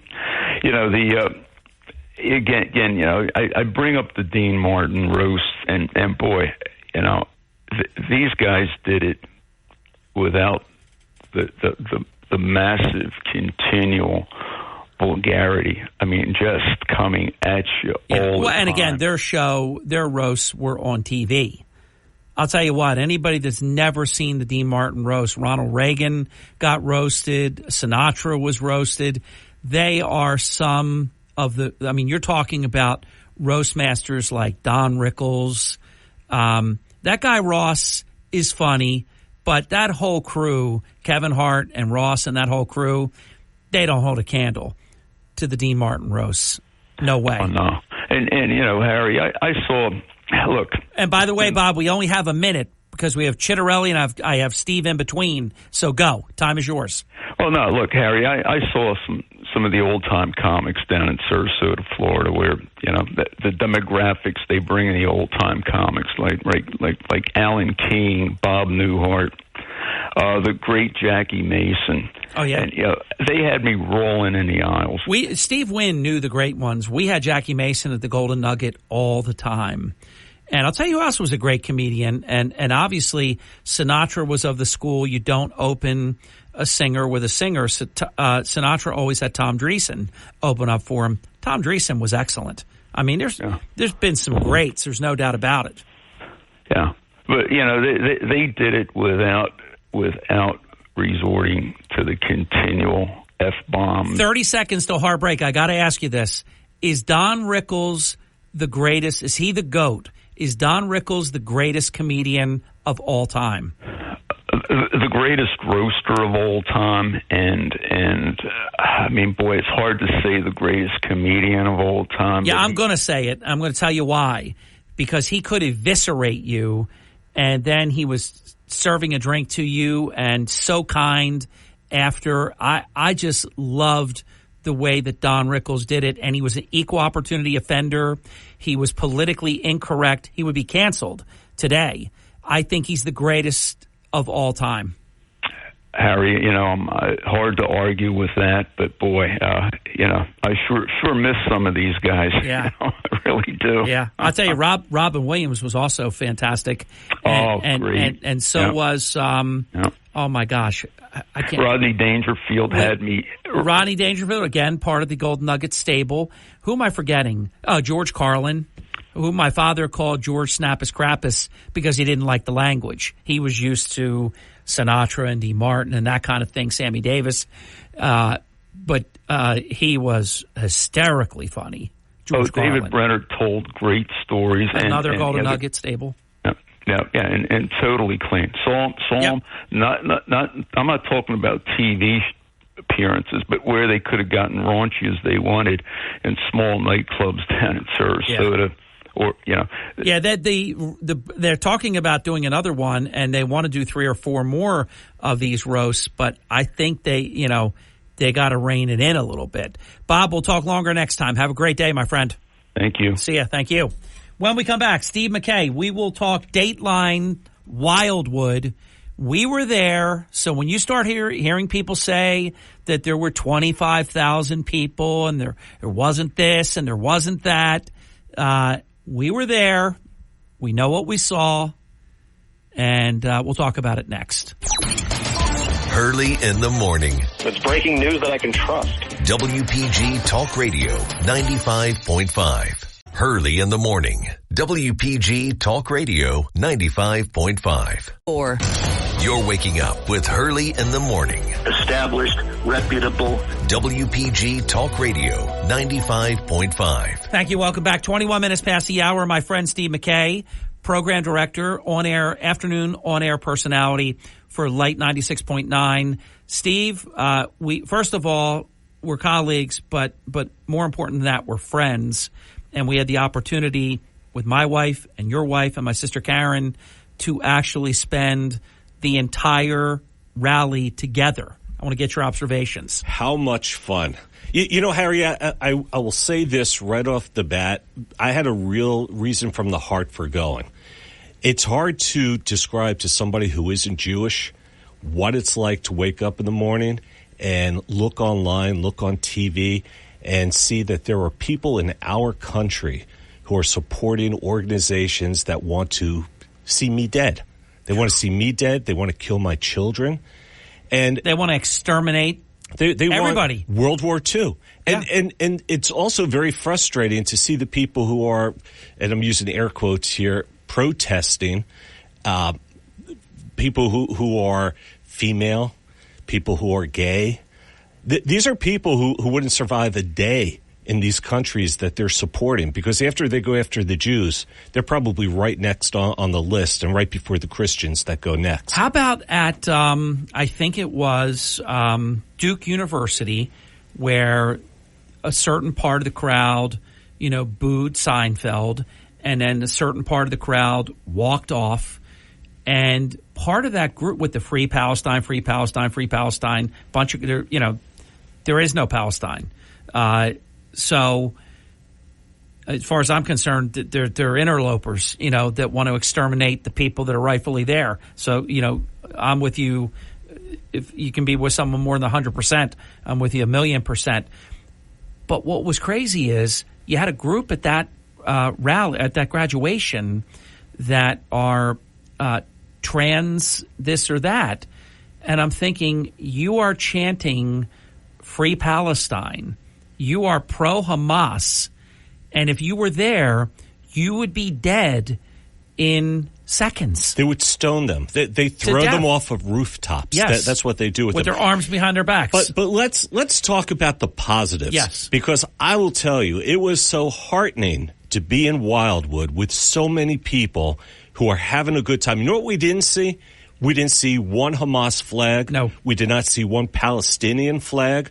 In terms of protesters, I thought we'd see protesters there were two different men who would walk back and forth with their little sign. I didn't see a single protester the whole time we were there. What I loved, though, because I am a truth teller, I'm the Truth in Broadcasting.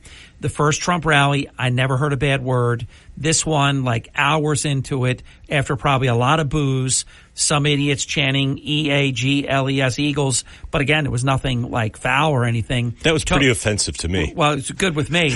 And very pro-Trump, though, at the same time. I mean, no bad news to be had. In fact, there was little news to be had because as you and I were sitting, well, first off, let's go back to the beginning. You and I had an opportunity to sit with the press. And I looked at you and I said, hey, Harry. And I'm looking around. It just felt dirty. I'm seeing CNN. I'm seeing MSNBC. I'm like, you realize that at some point during this rally, everybody's going to be looking at us and booing us. I said, I don't want to be a part of that. And they did get booed. And so we decided to go sit with our families. We made our escape. Turned out to be a good decision. But it was fascinating to me and somewhat scary to be sitting there. And I showed you my phone. I said, let's look at the headlines at the different news organizations. And you had Fox, which you would expect their coverage to be what it is. But you went to CNN, nothing. I know. You went to MSNBC, nothing, as if nothing was going on. Because they couldn't spin it bad, so acts of omission, they don't cover it. But how scary is that? This is like the Soviet Union. This is TASS News Agency. That's exactly right. And until like Newsweek could write an article where they challenged the size of the crowd, none of them had an angle that they could come in and do any reporting, so they ignored it. And putting the size of the crowd aside for a moment, it was very heartening for me to see. I was sitting right next to a black couple with a little baby, 7-month-old baby, and there were plenty of African Americans there. There were a lot of Latinos there. They had these shirts, Latinos for Trump. Yes. And people were wearing them proudly. There were rainbow flags. By the way, that's on there. the same weekend that President Biden told the truth for once when he was referring to migrants who were here illegally, and he called them Hispanic voters. Yeah, it's scary. It's really scary. Here were Hispanic voters, and they were for Trump. But it goes back to the press and how the press handles it, because the press just likes to stir the pot. And when you look around and you see all these different factions, as I said, rainbow flags. I can't repeat what some of the flags said, but they were pro-Trump. And just to see the mix of people that were there, and everybody was getting along. And there was some alcohol, but I didn't see one fight. No. You really didn't hear a whole lot of cursing or foul language. No. People were generally very well behaved. And patient. This is a long day. 7 hours in the sun. Yeah, which you can attest. I was in it. Scorched. The thing that was impressive about it, and what the Democrat media will never tell the American people, is Trump's support is broad. Yes, that was very obvious. And I might say a little bit surprising, only because you're just hammered with all these negatives about all these groups that are somehow offended by him. But Steve, they've released all the battleground polls today. Trump leads. He's tying one, leads in the other 5. In almost every one of them. And in fact, I take it back, in every one of them, Biden won in 2020. Trump leads one by 10 points, one by 12, Nevada by 12, Georgia by 10, and then the other ones by 7. And Biden is basically tie in Wisconsin. He won all 6 of them. It's going to be interesting. I certainly am heartened by the polls. But we'll wait and see, because with the extended voting, who the hell knows what's going to happen. Steve, you know this. There will be voters voting in September. That's absurd. It is absurd. There's no debates have taken place. I mean, what happens if something comes out, and you've already voted 2 months ago? I think it's terrible what Democrats have gotten away with this extended voting. If you don't like it, they say you don't want people to vote. No, I want voting to be easier to vote, harder to cheat. Yeah. That's what I want. Here's the other thing. Final minute. The difference between the parties, I got to say this. The coolest thing I think I've ever seen at a political rally was the Trump plane. It's was a 737. It banked the way an F-15 would bank as it entered. With his name in gold. It was that was just so Trump. Yeah, he tipped. He waved to the crowd. Isn't that just such the difference between the red and the blue? Yes, and then you knew because Biden's going to be on our taxpayer equipment. And then you knew like in an hour, because he flew to Atlantic City International Airport, the New Jersey State Police escort. I saw the video of the caravan. God, there was a lot of people in that caravan, a lot of black SUVs, and some were white. And then you had the state police. And we all knew, though, all right, he just flew over. So it's the time now between the plane getting to ACY and landing and him getting into his caravan, and that we would see him in an hour or so. It was truly a great day, and I think we learned something big also. I think we learned who the VP is going to be. Or Secretary of Energy. Either or. I think there was a strong He said, hint "Get there. ready." He said, "Get ready for something." But his wife was there. Yes. Brigham's wife was there. Yeah. So I think that was very interesting. I think his speech was an audition, and I think that you could be right. It's either VP or Secretary of Energy. It's going to be fun. It's going to be interesting, and I think today's trial should be interesting as well. Well, Michael Cohen's going to probably be all week, and there's no trial on Friday because the president will be at his son Barron's high school graduation. So you have Monday, Tuesday, and then you have Thursday. I would think that the cross-examination will begin by Thursday at the latest, and they're going to eviscerate Michael Cohen. If you're a defense attorney, I've got to think this would be the dream opportunity for you. You can quote you and I could we could do that. This one. A federal judge has called Michael Cohen a serial perjurer. A federal judge. He's a convicted perjurer. Oh, they're going to just crush him. Fun. Good to be with you, Steve. Thank you for having me. You're welcome. We'll be right back. When we come back, the man who I believe will be, and he was there, and he was taking a lot of pictures. I took one with him. Steve took one with him. The man I believe will be the next governor of the state of New Jersey, Jack Ciattarelli, joins the program next. It's Hurley in the Morning. This is the Town Square, New Jersey Info and Weather Network.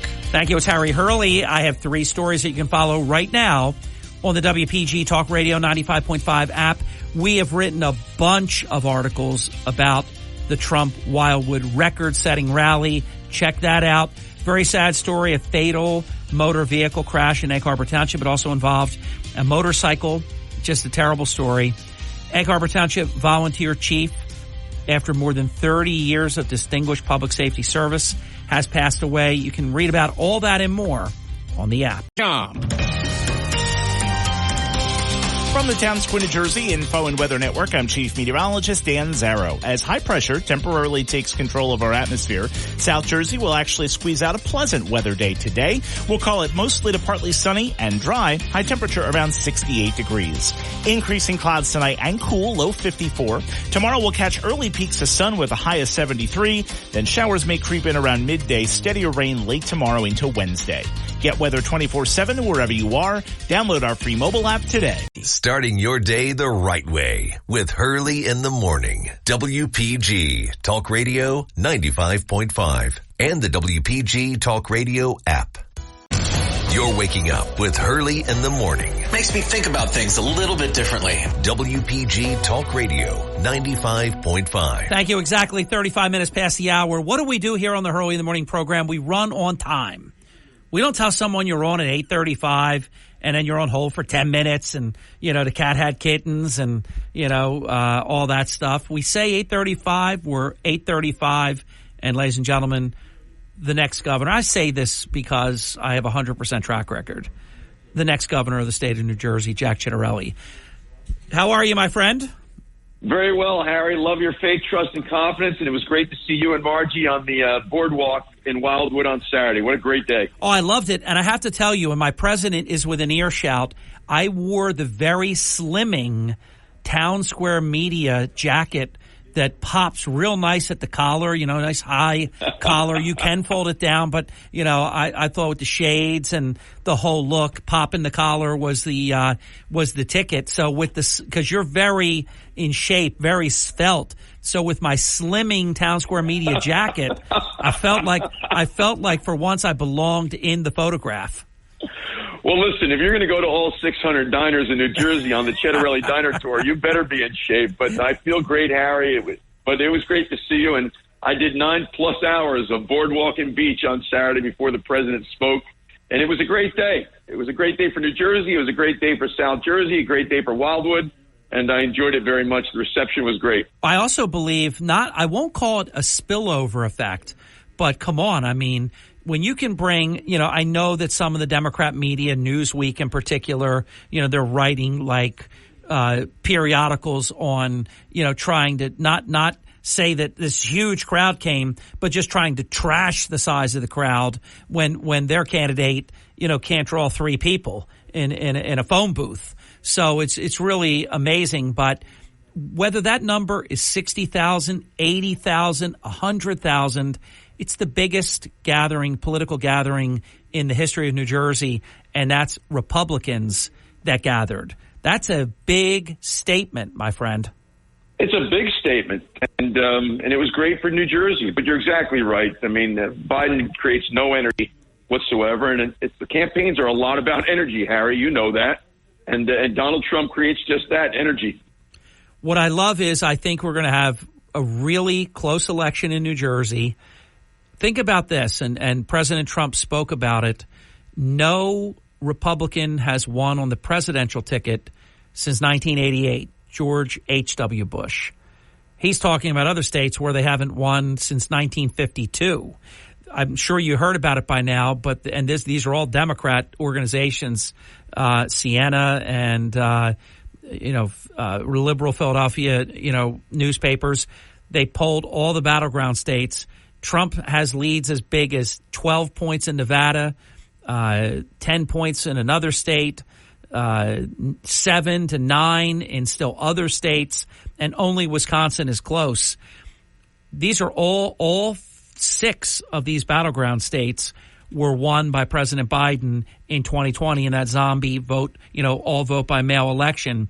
When you look right now, and it's Trump 49-42 in Arizona, 49-39 in Georgia, 49-42 in Michigan, 50-38 in Nevada, 47-44 in Pennsylvania, 47-45 Biden in Wisconsin. And, I mean, you never want to say you don't need a state, but Trump's not expecting to win Wisconsin. He may. I mean, I know there's a long time before the election, but if this holds, Biden can't win the election. It's over. Nor should he, Harry. People believe what they see, and here's what they see every day. We've talked about this before. They see what's going on the border. They see what's going on college campuses. They see what's going on overseas. They see the price of their groceries. They see a guy that's too old and fragile for the job, and a vice president who's unqualified for the job. And those are all the reasons why I believe Donald Trump is going to win going away. The last time we interviewed together, Jack, and those just joining us, it's Jack Chitterelli, the prohibitive favorite for the Republican nomination. And I also would use the same term. I believe he's the prohibitive favorite to be the next governor of the state of New Jersey. We don't even know who your opponent is going to be, but I do know you will be the Republican standard bearer, and all of that good, credits, that are on deposit from a great campaign of 3 years ago is just, going to pay dividends. I feel really good about what's going on. And you explained the last time you were with us about Republicans registering new voters in New Jersey at a better clip than Democrats. Tell us how that's going. 30 months in a row, Harry, since my election of November 2021, 30 months in a row. That's 2.5 years. Every single month, Republican new registrations has outpaced Democratic new registrations in the state of New Jersey. And today, there are 100,000 fewer Democrats than there were when I ran for governor in November 2021. It's because we're right on the issues and people have had it. This isn't progress, so let's stop using the word progressive. These are extreme liberal policies that are a bad fit for New Jersey. and people have had it, Harry. I agree with that completely, and I know intent versus what could ultimately happen, and there are so many things that have to be done that Republicans haven't done a good enough job with, the early voting. Although we did see in Atlantic County, for example, Republicans won the early voting. Then I knew it was over because you know what's going to happen on Election Day. For those who don't know, Jack Ciattarelli had an incredible Election Day. Where it went bad was the early voting and the vote by mail. In your estimation, have Republicans fixed that problem? We know, and you mentioned it earlier, Harry, 2020 was an all VBM election because of what Murphy did with the pandemic and the like. We didn't agree with that, but he did it. And because it was an all vote by mail election, people were asked, do you want to continue to receive a vote by mail ballot at home indefinitely, all future elections? Because there's a million more Democrats than Republicans in the state at the time. Of course, mathematically speaking, a huge built-in advantage was given to the Democrats. We are catching up with every passing year, and some county organizations are doing a magnificent job, but all 21 county Republican organizations now get it in terms of what we need to do to better compete by getting low propensity Republicans to vote early or vote by mail. Yeah. And it's going to make a difference here in New Jersey. And I think like what Democrats are pretty good at, I know they do the ballot harvesting and things like that, but they're pretty good at getting ballots from people who otherwise wouldn't vote. I'm not sure it's always honestly that they do it, but they are good at that, which means they pile up potentially a big lead, and then the Republican has to come from behind on one election day. And I'll tell you what, really, I'm a big fan of making it easier to vote, harder to cheat. If you want to have a window of early voting, I think it should only be a reasonable amount of time. There, as you know, in this election cycle, there will be people eligible to vote in September. That's obscene. That's absurd. It's absurd, Harry. When you think about in my governor's race, my goodness, vote by mail ballots went out a couple of weeks before the first debate. I mean, these are taxpayer dollars that are being used in both cases, so let's keep it fair. Exactly. But this will all change, Harry, when I'm governor. We won't mail a vote by mail ballot anywhere other than your New Jersey principal address. We're not going to be mailing to college kids all around the country, not knowing if you graduated, not knowing if you transferred or dropped out. If you've missed 3 VBMs in a row, we've mailed you a vote by mail ballot 3 elections in a row, and you haven't gotten it back, we're going to deactivate you. And last, Harry, as governor, I'll fight very aggressively for something 68% of New Jerseyans agree on, and that's voter ID. Love it. Yeah, and I can't stand when the other side says you're racist, I'm racist. You know, everybody's a racist that wants that.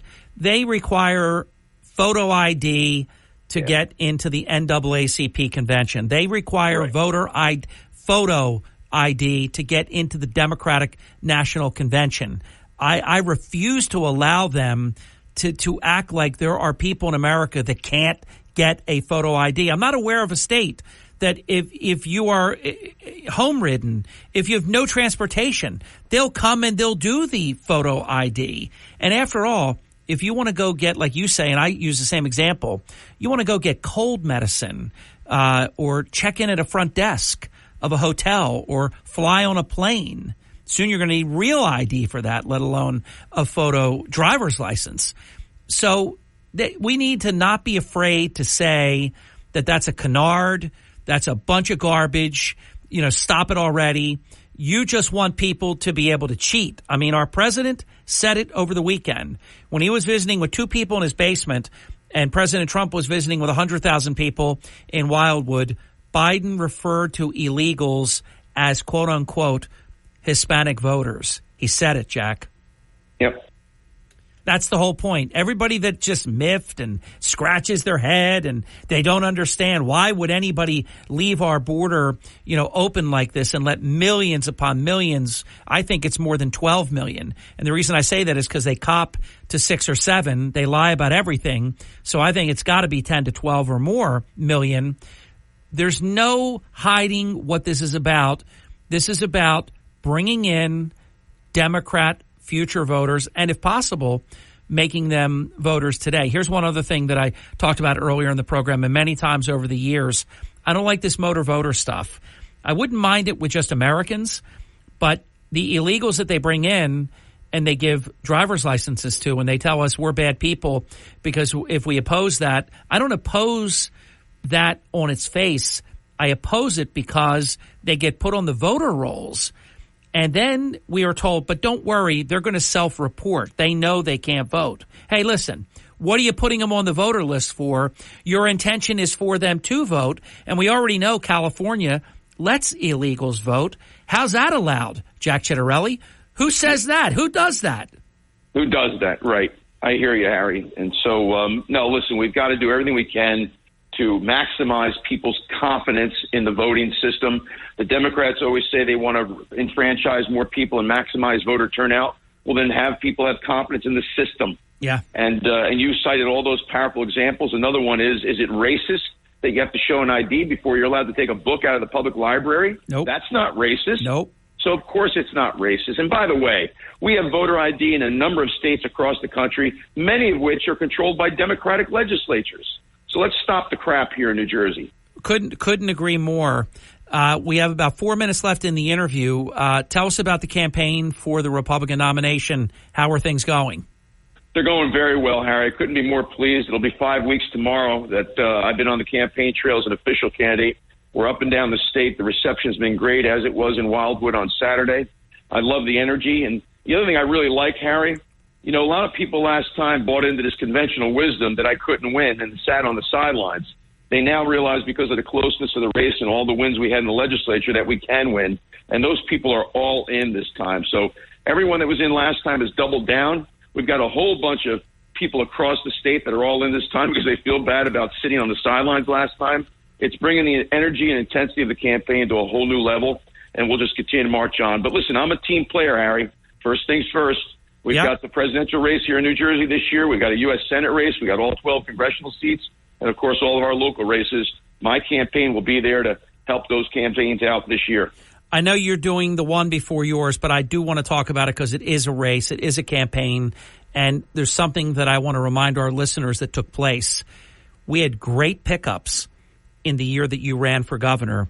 You, many times, if you don't have the right person at the top, that can be, as you know, that can be a down ballot drag, a down ballot disaster.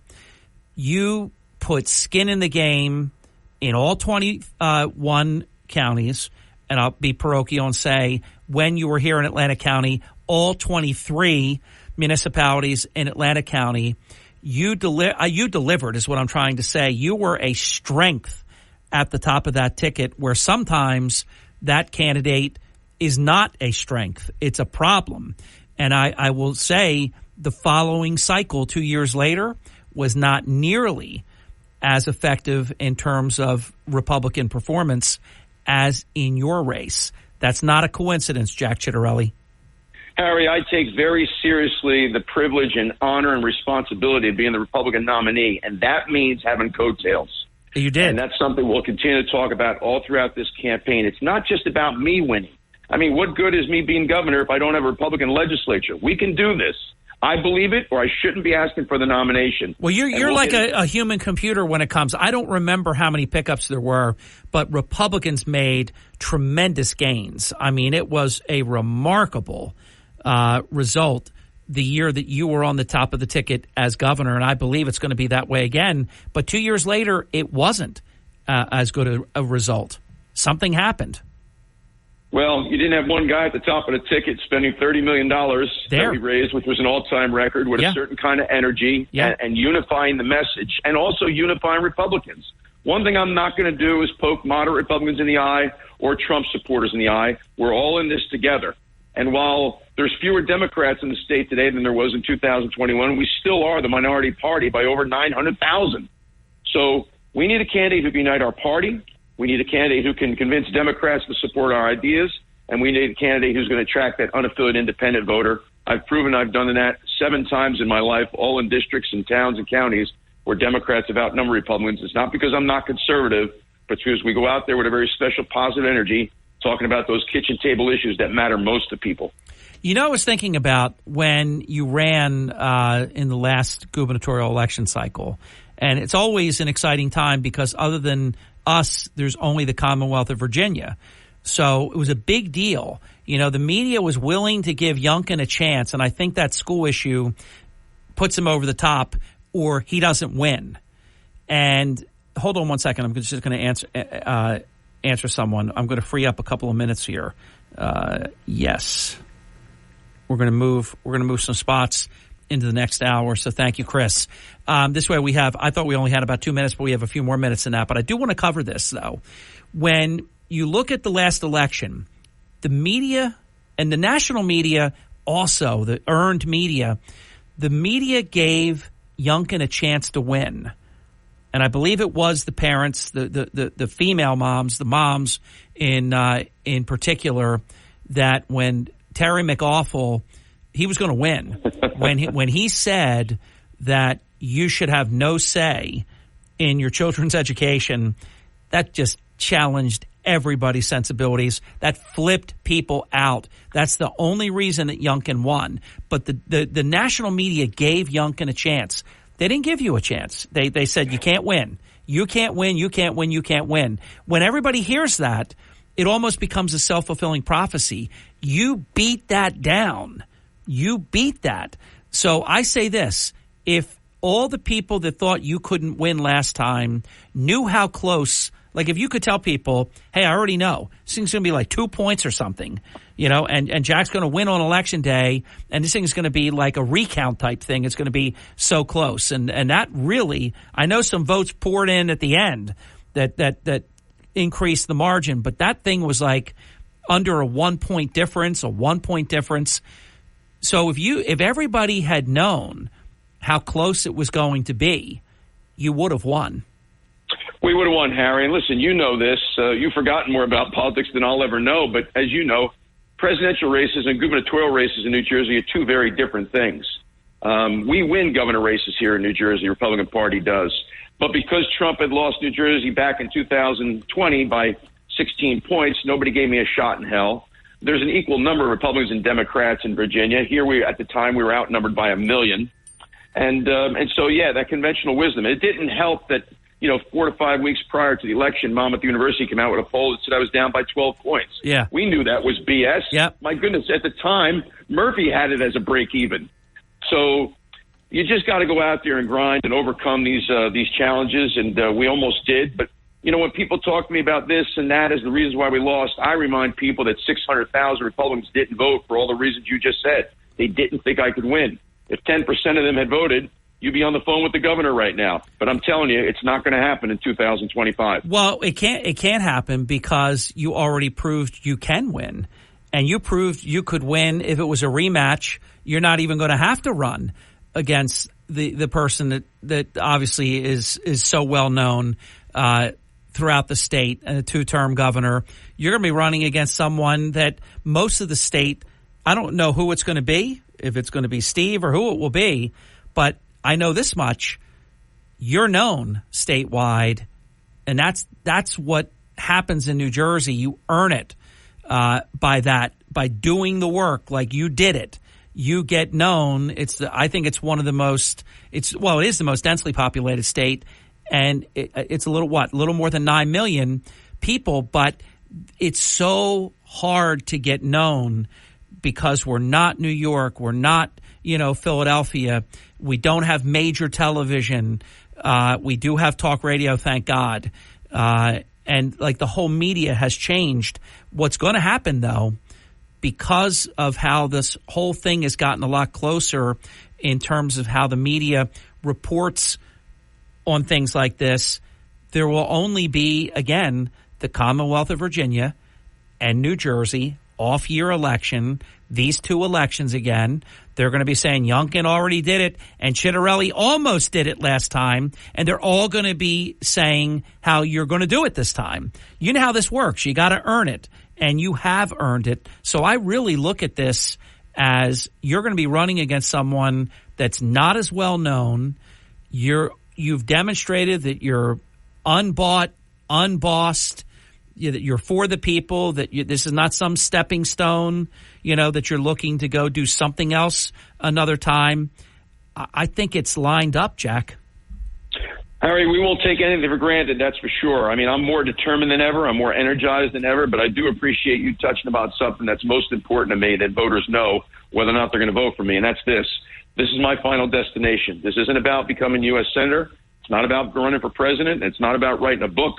You and I both know that too many times we've had governors that have used this governorship as a stepping stone to get to Washington, and then that compromised their ability to get done what needs to get done in this state. I mean, we got some serious problems in this state. It's got the highest property taxes. It's the worst state in the country to do business. It's the worst state in the country to retire. Our public school system is failing our kids. We got stuff we got to get done. Well, as you know, Jack Ciattarelli, as you know, the state had to create the position of lieutenant governor because we had our governors leaving with absolute regularity. Christy Whitman to become EPA. This one who wants to run for president, Corzine who wants to run for president, Christie who wants to run for president, and you've made it clear that you want to be governor. You don't want these other things. And I mean this with the utmost humility, Harry. I don't need this job, but I do want it on behalf of the people of New Jersey. And so that's really important to me. It's not a stepping stone, nor do I need the paycheck. I don't need the notoriety. I've already had the best titles in the world, son, brother, and father. But I am passionate about fixing the state we all love. The other thing, too, we're in the final minute, and I'll turn it over to you. You also were in the New Jersey legislature, for those who don't know. So you know how the legislative branch works, and you've been an executive. You have owned successful companies, and you've signed the front of a paycheck, not just the back of a paycheck. I think all of that pays credits to you. Closing comment, final minute.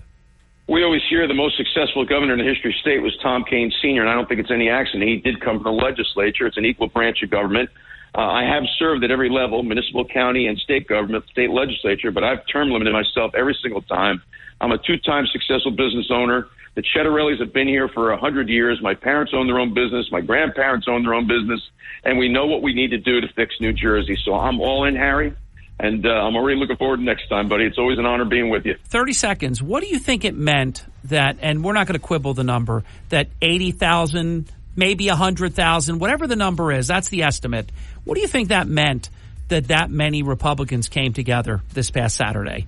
First of all, I like to compare it to the last time he was here. If you remember, he came to New Jersey back in 2020. 8,000 people got into the arena, and 5,000 were waiting online still. So that's 13,000. I think there was north of 50,000 people on the beach in Wildwood to hear the president. It shows the level of energy, but it also shows the strong desire for change and what we need to do this year to get Donald Trump over the goal line. So, again, I'm excited for New Jersey. I'm excited for the country. Good to visit with you, my friend. Have a great day. You too, Harry. Thank you. Jack Ciattarelli, candidate for governor on the Hurley in the Morning program. Fourth quarter begins right now. Stay right where you are. WPGG Atlantic City, WENJ HD3 Millville, a Town Square media station. Everything you need to know in 6 minutes starts now.